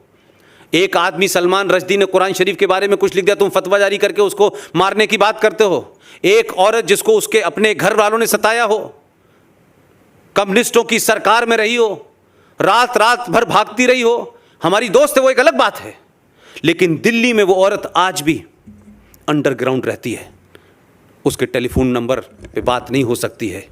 उस तस्लीमा नसरीन को उसने कुछ लिख दिया था, गलत नहीं लिखा है उसने, वो आज भी दृढ़ है अपनी बात पे। उसका तो कत्ल तुम करते हो भाई, लेकिन मोहम्मद की शान में आईएसआई का झंडा बन जाता है। अल्लाह मोहम्मद का नाम लेकर के लोग झंडा चलाते हैं, अल्लाह मोहम्मद का नाम लेकर के इस देश में कत्लो गारत करते हैं। तुम उनके खिलाफ क्यों नहीं आवाज उठाते हो, उनको क्यों नहीं मारते हो, ये भी बताओ। ये जैश मोहम्मद क्या है भाई? ये क्या जैश मोहम्मद है? जैश मोहम्मद का नाम जानते हैं आप? क्या है इसका मतलब? सल्लल्लाहु अलैहि वसल्लम, प्रॉफिट मोहम्मद साहब की फौज। अब अल्लाह के नाम से, मोहम्मद के नाम से आप दुनिया के क्रूर काम कर रहे हो। अल्लाह ने कहा है या नहीं कहा, यह डिबेट अलग हो सकती है, लेकिन अल्लाह के मानने वाले मोहम्मद का नाम लेके आतंकवादी संगठन बनाते हैं। न पाकिस्तान में कोई बोलता है, न भारत का मुसलमान कोई बोलता है। अगर गलती से कोई हिंदू मोहम्मद साहब की शान में कुछ कह दे तो तलवार उठा लेते हैं। तो ये तलवार अल्लाह ने सिर्फ हिंदुओं को मारने के लिए उठाई थी कि मुसलमानों से भी कहा था कि अगर तुम भी उसके खिलाफ जाओगे तो तुम्हें उसके खिलाफ भी तलवार उठानी चाहिए? ये मक्कारी है, ये झूठ और फरेब इस देश में चल रहा है। कोई संगठन दुनिया का ऐसा इस वक्त नहीं है इस्लामिक वर्ल्ड का जिसमें मोहम्मद का नाम ना हो, अल्लाह का नाम ना हो, कुरान का नाम ना हो, शरिया का नाम ना हो, हदीस का नाम ना हो, लेकिन धड़ल्ले से ये व्यापार चल रहा है और डराया जा रहा है। तो ये जैश मोहम्मद नहीं तो किया था, ये जो अभी अभी कश्मीर में हुआ है। और जब ये घटना घटती है तो उसी यूनिवर्सिटी में जिसमें मैं पढ़ा था, वहाँ का एक पीएचडी करा हुआ लड़का लिखता है, क्योंकि कोई उड़ी फिल्म आई है उसमें कुछ कहा है हाउस द जोश, ये शायद उसका कोई, उस लड़के ने जो पीएचडी कर रहा है अलीगढ़ मुस्लिम विश्वविद्यालय में, उसने लिखा हाउस द जैश।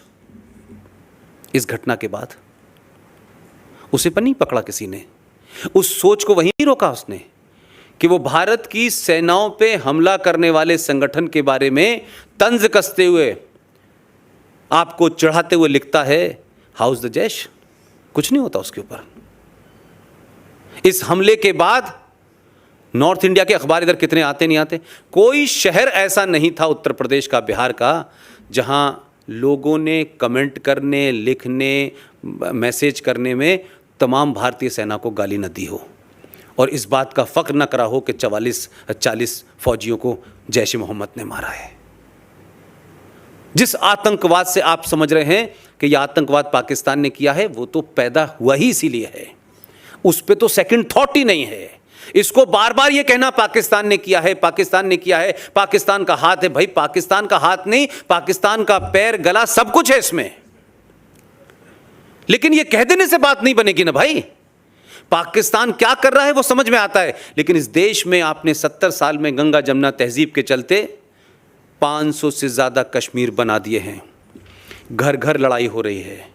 आपको अंदाज़ा नहीं है, दिल्ली जैसी जगह के अंदर हिंदुओं के घरों के सामने, मैं कॉलोनी का नाम देता हूं, गूगल पे जाके सर्च करिए, श्रीनिवासपुरी, साउथ दिल्ली की कॉलोनी है।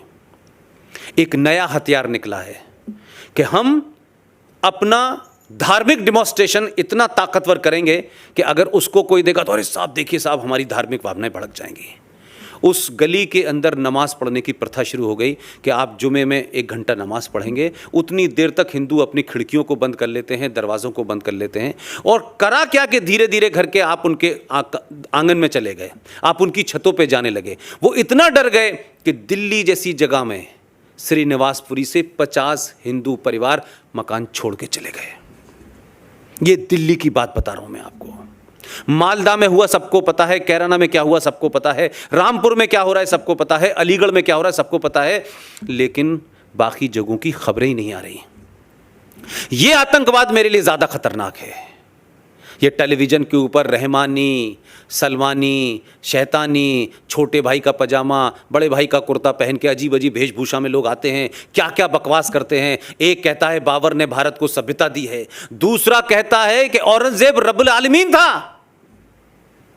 वो औरंगजेब को महिमा मंडित करते हैं। भाई माफ कीजिएगा, उनको औरंगजेब को महिमा मंडित करने का कोई इरादा नहीं है। वो हर उस शख्स को, वो हर उस मुल्क को महिमा मंडित करते हैं जो भारत और भारत की मेजॉरिटी के साथ खड़ा होता है। हर उस आदमी को महिमा मंडित करते हैं जिसने आपके ऊपर अत्याचार किए हैं।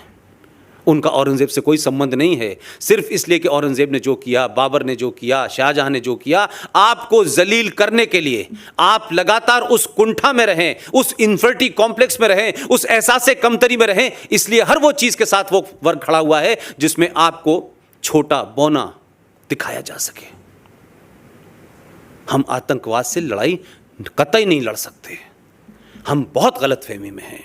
सेना का काम है, सेना करेगी, आज करेगी, कल करेगी, परसों करेगी, करती रहेगी, ये सिलसिला चलता रहेगा भाई। लेकिन मुझे ये बताएं कि जब ये 40 फौजियों की डेथ हुई तो हमको बड़ा आक्रोश हुआ। अब ये बात कोई और बोलेगा नहीं आपसे, लेकिन आप ज़रा एवरेज लगाइए कि 1971 की वॉर में 1200 सैनिक मरे थे कुल मिलाकर के, और ये जो अभी आखिरी आपकी हुई है सियाचिन वाली, इसमें कोई 650 मरे थे। लेकिन ज़रा सा गूगल पे जाइए और पिछले 2 साल का डाटा निकाल लीजिए, 2 साल का, सिर्फ जम्मू कश्मीर का, छोड़ दीजिए नॉर्थ ईस्ट में क्या हो रहा है, आसाम में क्या हो रहा है, यूपी में क्या हो रहा है, बंगाल में क्या हो रहा है, उसको छोड़ दीजिए। हर 3 या 4 दिन में 2 फौजी मर रहे हैं, आपके इंटरनल आतंकवाद से मर रहे हैं। जरा उनकी गिनती निकाल लीजिए, क्योंकि वो 2 और 1-1 मर रहे हैं तो उनका कोई खाता नहीं होगा भाई, उनके लिए सामूहिक चेतना नहीं होगी। ये वो जानते हैं। 1971 वॉर के बाद पाकिस्तान को ये पता चल गया था कि वो सीधे तौर पे भारत से नहीं लड़ता, ना लड़ सकता है, तो उन्होंने एक डॉक्ट्रिन को ईजाद किया जो भारत के कुछ समझदार लोग जानते हैं लेकिन भारत के समाज को नहीं पता है। 1971 के बाद वो एक डॉक्ट्रिन तैयार हुई और उस डॉक्ट्रिन का काम था bleed India with 1000 cuts. Bharat को 1000 जख्म दो जो लगातार रिश्ते रहे। तो ये आपके देश में रेडीमेड उनको लोग मिल जाते हैं, स्लीपर सेल मिल जाते हैं, कहीं कश्मीर के नाम से, कहीं जेएनयू के नाम से, कहीं जादवपुर के नाम से। ये तमाम वो लोग हैं जो किसी खास एजेंडे के तहत काम कर रहे हैं और भारत अपने ही घर में लड़ रहा है। लिहाजा ये लड़ाई पाकिस्तान को माइनस भी कर दे थोड़ी देर में तो आपके यहाँ बड़ी भयावह है। इसलिए ऐसा नहीं होता कि यकायक एक शख्स एक यूनिवर्सिटी का वाइस चांसलर रहता है, माइनॉरिटी कमीशन का चेयरमैन रहता है, ईरान में राजदूत रहता है, भारत का उपराष्ट्रपति बनता है, 2-2 बार बनता है और उतरते ही उसको डर लगने लगता है कि मुसलमान भारत में डर लगता है उनको। अब उस हामिद अंसारी से ये पूछो भाई कि अगर तुम्हें ये पता चल गया सारा मलाई खाने के बाद कि अब इस मुल्क में डर लगता है तो बर्मा के बॉर्डर पे जाओ, वहाँ से जो रोहिंग्या मुसलमान आ रहे हैं उनको वहीं रोको भाई को, मत जाओ इस मुल्क में। मुझे डर लग रहा है, तुम्हें भी डर लगने लगेगा, मत जाओ इस मुल्क में। वो मक्कार वहाँ नहीं जाता है। इसलिए आपके शहर के कुछ लोग, उनको 2015 में एक साहब को डर लगा, कि डर लग रहा है। वो अपनी बीवी से बेडरूम में कह रहे थे कि हम सुबह निकल चलते हैं, हमें डर लग रहा है, लेकिन अभी तक गए नहीं, वो चले जाते, हमने रोका नहीं था। फिर शिकायत 2018 में एक साहब को डर लगने लगा, वो मेरी यूनिवर्सिटी से पढ़ के आए थे, मेरे सीनियर हैं, उनको भी डर लगने लगा। मुझे ऐसा लगता है कि हर जो कंपोनेंट है उस समाज का, वो जुडिशरी में हो, वो सत्ता में हो, वो विपक्ष में हो, वो कश्मीर में हो, वो आसाम में हो, वो फिल्म इंडस्ट्री में हो, वो क्रिकेट में हो, वो हॉकी में हो, एक कोऑर्डिनेटेड अटेम्प्ट है,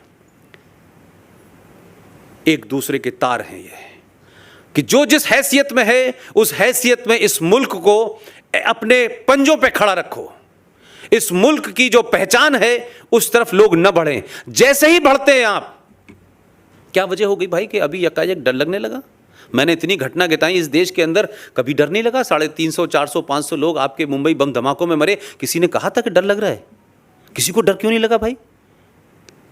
लेकिन अब डर शायद इसलिए लग रहा है कि हम जैसे लोग, GD बख्शी जैसे लोग, RSN, सुशील पंडित, गौरव आर्या और तमाम वो ताकतें जिनको लगता था कि 70 साल, हमारे यहाँ कहा जाता है, यूपी में कहावत है कि 7 साल के बाद जो कूड़ा डालने की जगह होती है ना, कहते हैं 7 साल बाद तो उसके भी दिन बदल जाते हैं, और कूड़े के ढेर की जगह कोई मकान बन जाता है, कुछ अच्छी जगह बन जाती है। इस देश को 70 साल लग गए, ये कूड़े का ढेर साफ़ हो रहा है, ये ढेर बदल रहा है। तो लोगों को लगता है कि वीर सावरकर के बारे में उत्तर प्रदेश में चर्चा हो रही है, सुभाष चंद्र बोस क्या थे इसकी चर्चा हो रही है। भारत का प्रधानमंत्री 21 अक्टूबर को लाल किले पे जाके झंडा फहराता है, मानता है, कहता है कि यूनाइटेड भारत का पहला प्रधानमंत्री सुभाष चंद्र बोस था, उनके नाम से म्यूज़ियम बनाया जाता है। ऐसे ही नहीं है कि कहीं किताबों में मुझे रंजीत भाई बता रहे थे कि सावरकर जी कहते थे कि संसद जो है वो एक मंदिर है। तो हमने मंदिर के सामने किसी को झुकते तो पहली बार ही देखा है। तो अगर ये मंदिर था और ये सावरकर साहब को समझ आ गया था, तो 70 साल बाद सावरकर का मानने वाला सीधे रूप में हो या घुमा करके हो, ये क्या वजह है कि आज ही का दिन चुना स्ट्राइक करने के लिए? मैं इसलिए कह रहा हूं कि सिर्फ 2 बातों को छोटी सी रेफरेंस के लिए कह रहा हूं। अगर किसी की अच्छी बात है तो उसको पूरी ताकत से सपोर्ट करना चाहिए, और किसी की बात गलत है तो पूरा चौड़ा सीना करके कहना चाहिए तुम झूठ और गलत बोल रहे हो। पहली पार्लियामेंट की स्पीच में, 1 घंटे की स्पीच में, कुछ बातों को शायद मैं बहुत तेजी से कनेक्ट इसलिए करता हूं कि मैं उसी समाज के बीच में पड़ा हुआ हूं। मुझे पता नहीं कि प्रधानमंत्री देश के जब अपना पहला संबोधन पार्लियामेंट में कर रहे थे तो उन्होंने क्या ऐसी बात कही थी कि कुछ लोगों को बड़ी तकलीफ हो गई थी। ऐसा रिएक्शन था उनमें मानो जैसे जिन्हें कई सारी चींटियों ने उनको काट लिया हो। अपने संबोधन में, सिर्फ लंबे संबोधन में, मुझे 2 ही बात अच्छी लगी। उन्होंने कहा कि 700 साढ़े 700 साल की गुलामी की वजह से हम अपनी पहचान भूल गए हैं। हमारा पुरुषार्थ 5000 साल पुराना है। कुछ लोगों को बड़ी तकलीफ हुई कि अरे 750 साल कैसे कह रहे हैं, हम तो गुलाम सिर्फ 250 साल थे। यानी वो जो आए थे वो हमारे मेहमान थे। बाबर से लेके जितने चचा आए थे हमारे, वो हमारे मेहमान थे। उनको लगा पहली बार इस आदमी ने उस जगह चोट की है जिसको इस देश के अंदर इतिहास में पढ़ाया जाता है। बाबर महान था, अकबर महान था, ये महान था, वो महान था, ये किया। उन्होंने कहा यार ये तो हमारे दौर की बात हो गई। तो हमारे आइकॉन के बारे में तो कह रहा है कि उन्होंने देश को गुलाम बनाया था। तो उनको सबसे पहले तकलीफ हुई। और पहली मन की बात में एक कहानी सुनाई थी। वो कहानी बहुत पुरानी है, मुझे नहीं लगता कि उसमें कोई नई बात है, लेकिन उस जहां वो बैठा हुआ है, जिन संकटों से वो आदमी घिरा हुआ है, उसकी कुछ एहसास मुझे इसलिए है कि उसके नज़दीक जो सिस्टम कैसे चल रहा है, सिस्टम में कैसे कैसे लोग बैठे हुए हैं। जम्मू कश्मीर के संविधान में क्या हो रहा है, आसाम में क्या हो रहा है, मालदा में क्यों ऐसा हो रहा है, क्या वजह है कि इतने सारे संकटों से घिरे होने की वजह से कुछ बात सीधे तौर पे नहीं कही जा सकती। क्या वजह है कि वीर सावरकर की जयंती पे या उनकी पुण्यतिथि के ऊपर प्रधानमंत्री की एक तस्वीर आती है कि सावरकर को वो फूल चढ़ाते नज़र आते हैं। किन लोगों को तकलीफ़ होती है कि सावरकर के ऊपर फूल क्यों चढ़ा रहा है ये आदमी? सावरकर को तो हमने दफन कर दिया था। लिहाजा उन्होंने क्या किया कि अपनी बात को खामोशी से कहने के लिए उन्होंने कहा अपनी मन की बात में, वो शेर की कहानी है, मुझे लगता है आप सबको पता होगी। अगर नहीं होगी तो मैं दोहराए देता हूँ। बताऊँ उसको। एक शेर शेरनी जो थे एक जंगल में जा रहे थे अपने 4 बच्चों के साथ में। ये प्रधानमंत्री की मन की बात की सिर्फ इतनी बात मैं कह रहा हूं कि हम समझें कि वो आदमी कहां पे कह रहा है, जिसकी ख्वाहिश शायद सावरकर जी की थी। जो बातें सावरकर जी कह के चले गए उसके बारे में पता नहीं, लेकिन वो आदमी कितने धीरे से उन बातों को उस पद पे बैठने के बाद भी कह रहा है। वो अपने समाज को एहसास दिला रहा है। उस समाज से कह रहा है जो समाज सो गया है, उस समाज से कह रहा है जो ये समझता है कि हर काम सरकार का है, सरकार आ गई चली गई, अब सरकार शाम में आए, घंटा बजाए आपके घर का और पूछे कि भई आप लोगों ने खाना खा लिया, अच्छा खा लिया, मैं जा रहा हूँ। तो ये सरकार से हमारी अपेक्षाएं होती हैं। इस समाज को जगाने के लिए इतने सटिल तरीके से, इतने बिटवीन द लाइन्स कहने के लिए भी आप में हिम्मत होनी चाहिए। उसने कहा कि एक जंगल में एक शेर और शेरनी अपने 4 बच्चों के साथ जा रहे थे। शेर की प्रवृत्ति शिकार करने की होती है। भेड़ियों का एक बहुत सारे भेड़िए जा रहे थे, उनका एक झुंड था। शेरनी और शेर को लगा के शिकार करना चाहिए। वो शिकार करने के लिए शेर और शेरनी दोनों दौड़े और शिकार करने के चक्कर में काफ़ी आगे चले गए। उसके 3-4 बच्चों में से 3 बच्चे तो भाग के वहाँ तक चले गए, एक बच्चा रह गया पीछे और शेर अपने आगे निकल गया और उसके साथ में 3 बच्चे थे वो चले गए। जो बच्चा अकेला रह गया वो उन भेड़ियों के बीच में बेचारा मिल गया, क्योंकि वो पीछे दौड़ नहीं पाया और वो रहते रहते भेड़ियों के बीच में भेड़ियों जैसी भाषाएं कर बोलने लगा। वो समझने लगा कि मैं भी भेड़िया हूँ। लेकिन वक्त ये हुआ कि वो रहते रहते उसके अंदर उसके कैरेक्टर जो थे वो भेड़ियों जैसे उसके हो गए। और एक दिन शेर और शेरनी जब जंगल से जा रहे थे, वापस आए तो शेरनी ने अपने बच्चे को पहचान लिया शक्ल से, देख करके ये तो मेरा बच्चा है। उसके पास गई, उससे कहा कि तू शेर का बच्चा है। वो उससे लड़ने लगा, नहीं मैं शेर का बच्चा नहीं हूँ, मैं भेड़िया हूँ। बड़ा हिज्जत हुई। ये बिल्कुल वैसी हुज्जत है जैसे सेकुलरिज्म पे होती है। उसने बड़ा समझाया कि तुम शेर को, वो नहीं माना। उसके बाद शेरनी बड़ी परेशान थी कि कैसे मैं इसको बताऊं कि तू सेकुलर नहीं है। बड़ा समझाया उसने कि तू सेकुलर नहीं है भाई।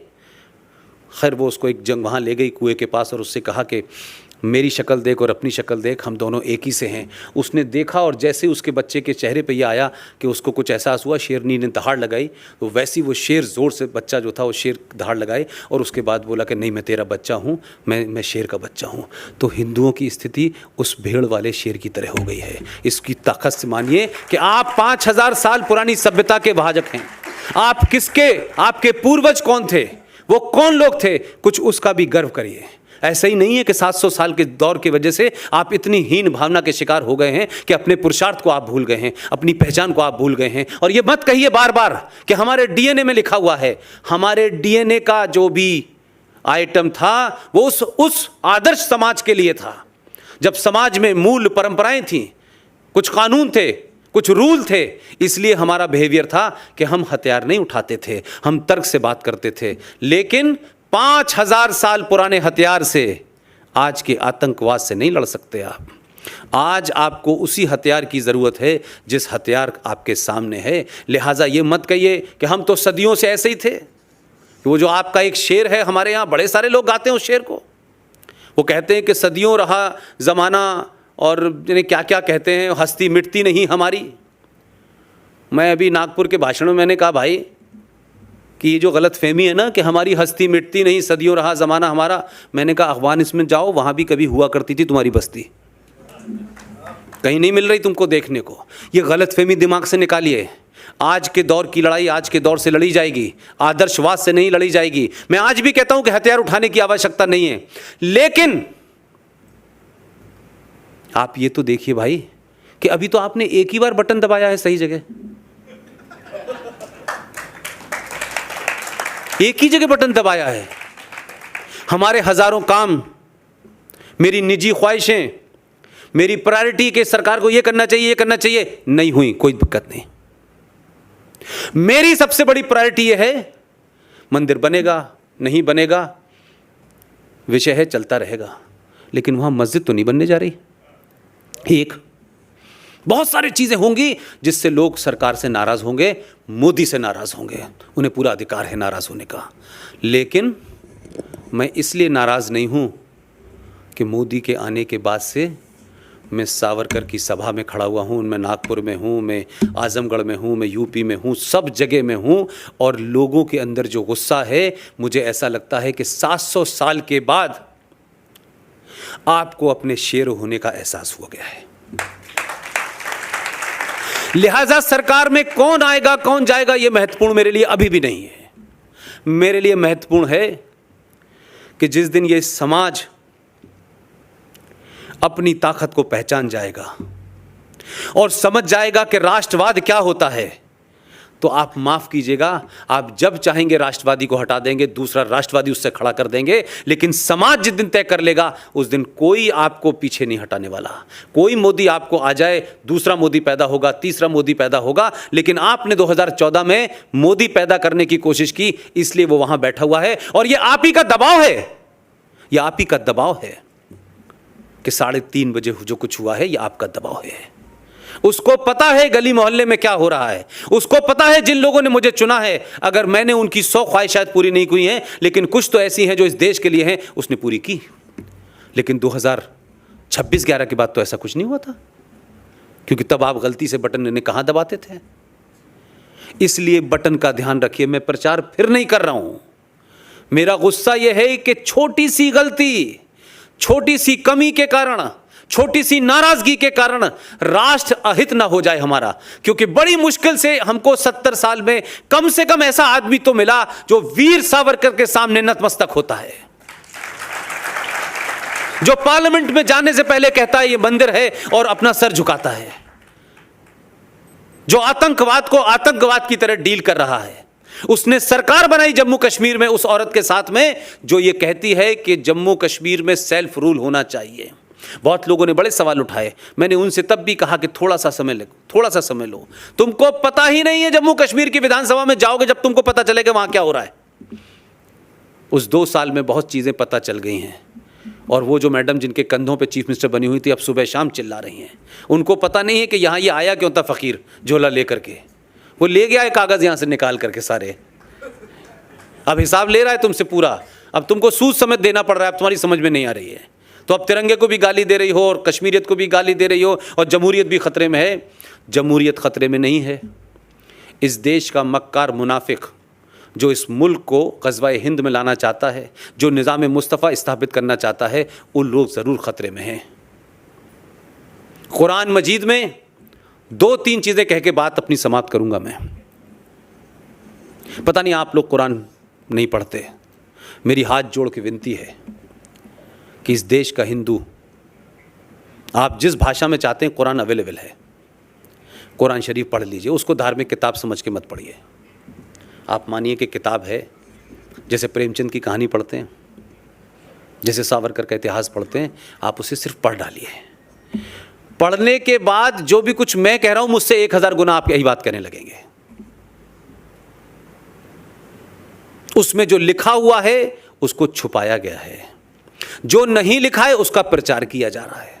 और पूरी दुनिया के अंदर उसी कुरान की आयतें हदीस का जिक्र कर कर के पूरी दुनिया में हत्याओं को, आतंकवाद को जस्टिफाई ठहराया जा रहा है। चाहे अल-कायदा हो, जैश मोहम्मद हो, हुर्रियत हो, तमाम जगह कुरान का ही हवाला दिया जा रहा है। और वही लोग दे रहे हैं, कोई हिंदू पंडित नहीं दे रहा है, मौलवी मुफ्ती दे रहे हैं हवाला उस कुरान का। भाई पेज नंबर 3 पे ये लिखा है, पेज नंबर 8 पे ये लिखा है, पेज नंबर 6 पे ये लिखा है। भाई उसको आप तो पढ़ लें, आप पढ़ नहीं रहे और वो आपको बता नहीं रहे। तो आपने एक गलत नैरेटिव क्या चलाया देश में कि मंदिर भगवान का घर है, मस्जिद अल्लाह का घर है। तो अभी आपकी सुप्रीम कोर्ट ने फैसला दिया है फैसला सुप्रीम कोर्ट ने मस्जिद पे। सुप्रीम कोर्ट ने कहा कि मस्जिद इस्लाम का हिस्सा नहीं है। अब बहुत सारे लोगों को बहुत सारी बातें नहीं पता होती। सडनली लोगों को लगा कि दीपक मिश्रा को कैसे पता चल गया। लेकिन वो जो आपने जिसको बटन दबा के भेजा है उसने एक बड़ा अच्छा काम किया। लोग कह रहे थे देखिए साहब वो सऊदी अरब भी जा रहा है, यहाँ भी जा रहा है, मंदिर में जा रहा है, मस्जिद में जा रहा है। मक्का के इमाम से एक पर्ची लेके आ गया था वो आदमी। उनसे पूछा कि ये बताइए कि जो मोहम्मद साहब ने मस्जिद बनाई थी वो कहाँ है? तो वो तो तोड़ दी गई, उस मस्जिद का तो कहीं जिक्र नहीं है। और मस्जिद जो है कोई अल्लाह के घर तो हो नहीं सकता, क्योंकि अल्लाह तो आदर्श है। कम्युनिटी सेंटर का कंसेप्ट है कि जब तिजारत होती थी, मोहम्मद साहब की पहली पत्नी बड़ी व्यापारी थी, खतीजा उनका नाम था, उनके यहाँ से सामान आता था हिंदुस्तान, 6 महीने बाद वापस जाता था। तो उस ज़माने पे लोग ऊँटों पे सवारी करते थे, जाते थे, एक बड़ा सा कम्युनिटी हॉल था, वहाँ लोग सो जाते थे, नहाते थे, धोते थे और उठ के वहीं नमाज़ पढ़ लेते थे। तो वो कम्युनिटी सेंटर होता था, कोई अल्लाह का घर, कोई पवित्र जगह, कोई ऐसी जगह कि जो कहीं तोड़ दी जाएगी तो उस पर बवाल मच जाएगा, ये नहीं था। जो हमारे साहब जब वहाँ गए तो मक्का के उससे 2 पर्ची लिखवा के लाए कि भाई ये बताएं ये क्या है। वो उन्होंने जाके अपने आदमी के थ्रू, जहाँ से सरकार के थ्रू उन्होंने पहुँचा दी दीपक मिश्रा के पास। तो जो मुसलमान जब गए थे बहुत चिल्ला चिल्ला के, कैसे आप कह सकते हैं साहब कि मस्जिद अल्लाह का घर नहीं है, कुरान में लिखा है और इसमें लिखा है, फलाना लिखा है, खूब चिल्लाया। दीपक मिश्रा ने पर्ची निकाली और दिखा के, बताओ मक्का के बड़े इमाम से ज़्यादा बड़े इमाम हो तुम क्या? एक नहीं बोला, बोले नहीं नहीं नहीं वो ऐसा नहीं था साहब, वो ऐसा हो गया होगा, फलाना हो गया। उसके बाद कोई रिव्यू पिटीशन नहीं आई। लेकिन ये साबित हो गया इस देश में कि 70 साल से मस्जिद के नाम पे आपको लूटा गया, डराया गया। जब मस्जिद पवित्र ही नहीं है, मस्जिद इस्लाम का हिस्सा ही नहीं है, तो वो तो एक रेस्टोरेंट है, जैसे इस्लाम वहाँ सऊदी अरब में तोड़ दिया जाता है। रोज़ मस्जिदें टूटती हैं वहाँ पे, मस्जिद का कोई कंसेप्ट ही नहीं है। तो इसी किस्म के फ्रॉड इस देश में सिर्फ इसलिए हो रहे हैं कि आप उनकी कमियों को और कमज़ोरियों को नहीं जानते हैं, और वो आपको डरा डरा के बाबरी मस्जिद के बारे में कहने लगे कि साहब ये मस्जिद शहीद हो गई है, आपने काशी में क्या किया है, आपने मथुरा में क्या किया है। तो मैं इस समाज से पूछता हूँ भाई कि क्यों आपने ठेका ले रखा है क्या, कि आपका ही सारा इस बात का ठेका है कि जब तक कोर्ट कुछ नहीं कहेगी तब तक आप कुछ नहीं करेंगे। भाई जब ये साबित हो गया कि मस्जिद जो है इस्लाम का हिस्सा ही नहीं है, मस्जिद इज लाइक ए रेस्टोरेंट, आज है तोड़ दीजिए, कल दूसरा बना लीजिए। ना उसमें अल्लाह की स्थापना होती क्योंकि अल्लाह हो नहीं सकते, ना उसमें कुरान रखा जाता, नमाज पढ़ने की जगह है, नमाज तो आप जो है सड़कों पे भी पढ़ रहे हैं। तो भाई मथुरा की मस्जिद का या काशी की मस्जिद का इंतज़ार क्यों कर रहे हैं? कोर्ट कहेगी कैसे तोड़िए। अरे आपके घर में किसी ने इंक्रोचमेंट किया है, हटा दीजिए, ख़त्म करिए बात। आप इतना लंबा पकड़ा क्यों करना चाहते हैं भाई? क्या बाबरी मस्जिद आपने कोर्ट से लिखवा के ले गए थे क्या अडवाणी जी, क्या आज हम तोड़ने जा रहे हैं लीगली? अरे वो चली गई, कस्सा खत्म हो गया। अब तो ये तय हो रहा है कि मंदिर कब बनना है, इतने तो तय होना है। तो मैं कह रहा हूं कि चीज़ों को समझने की कोशिश कीजिए। मेरे जीते जी एक फैसला और आएगा, मैंने अभी कुछ उस पर किया नहीं है, अभी कुछ नहीं किया मैंने। एक फैसला ज़रूर आएगा कि ये जो कब्रिस्तान है ना, ये भी इस्लाम में हराम है। और ये मैं नहीं कह रहा, ठीक है कि मक्का के इमाम की पर्ची लाए थे, लेकिन मैंने भी बहुत कुरान इतनी पढ़ लिया, इमाम लायक तो पढ़ ही लिया मैंने भी। मैं भी बता दूंगा कहाँ है। इस्लाम के अंदर जिन साहब की मौत हो जाती है उनको ज़मीन में दफनाने का रिवाज है। उसके ऊपर मट्टी डालने के बाद उस पर ईंट लगा करके ये सब बनाने का रिवाज नहीं है। मट्टी डाल देते हैं, समय के बाद वो फिर समतल हो जाती है, फिर जीवन वैसे ही चलने लगता है। लेकिन भारत में अजीब व गरीब हमारे यहाँ सियासत है। मैं आज़मगढ़ में था, वहाँ पे जब मैं गया तो मैंने पूछा लोगों से कि भाई ये तो बताओ यार, ये क्या चक्कर है कि कब्रिस्तान की बाउंड्री वॉल बनने के लिए तुमने कहा है कि 400 करोड़ रुपए की मुसलमानों ने डिमांड की है, और मुलायम सिंह कह रहे हैं कि हम 400 रुपये आपको कब्रिस्तान की बाउंड्री बनाने के लिए देंगे। मैं लेट तो नहीं रहा? मैंने कहा भाई थोड़ा सा कॉमन सेंस तो इस्तेमाल करो यार। जो कब्रिस्तान में सो रहा है वो बेचारा सड़क पे आ नहीं सकता, और सड़क वाले की कोई ख्वाहिश नहीं कि इधर चला जाए। तो भाई ये 400 करोड़ रुपए क्यों खर्च कर रहे हो? कोई ख्वाहिश नहीं किसी की, कितनी भी आप लालच देंगे तब भी उधर नहीं जाना चाहता वो। लेकिन हम दीवार बनाने पे तुले हुए। तो हमको नहीं पता है चीज़ों का, लिहाजा हमको ब्लैकमेल हो रहे हैं। इसलिए ये जो आप आतंकवाद देख रहे हैं, ये एक ड्राइव है, ये एक धर्म का हिस्सा है, ये कुछ लोगों का दिमागी फितूल नहीं है, ये उसी से ड्राइव होता है। और वो किताब इस बात की इजाज़त देती है कि एक पन्ने पे वो किताब के आप जाएं तो वो लिखती है कि एक किसी आदमी का कत्ल पूरी इंसानियत का कत्ल है। राइट? हमको लगता है बहुत अच्छी बात है। हम फिर 5वें पन्ने के बाद 8वें पन्ने पे भी तो जाके देखें क्या लिखा है। वो कहता है कि जो तुम्हारे नबी को नहीं मानता उसको समझाओ, उसको पुचकारो और अपने नबी की अच्छी अच्छी बातें बताओ। वो अगर तब भी ना माने तो उसका कत्ल वाजिब है भाई। यहां तो एक को मारने की बात कर रहे थे, वहां तुम कह रहे हो सबको मारो। तो ये क्या कंट्राडिक्शन है, इसको समझने की कोशिश कीजिए। और लास्ट बात सिर्फ इतनी है कि कुरान मजीद में 2 जगह बहुत अच्छी चीज़ें आई हैं। एक तो ये लिखा हुआ है कुरान मजीद में, सूरा यासीन है और सूरा एक और है सूरह निसा, ये क्या कहती हैं?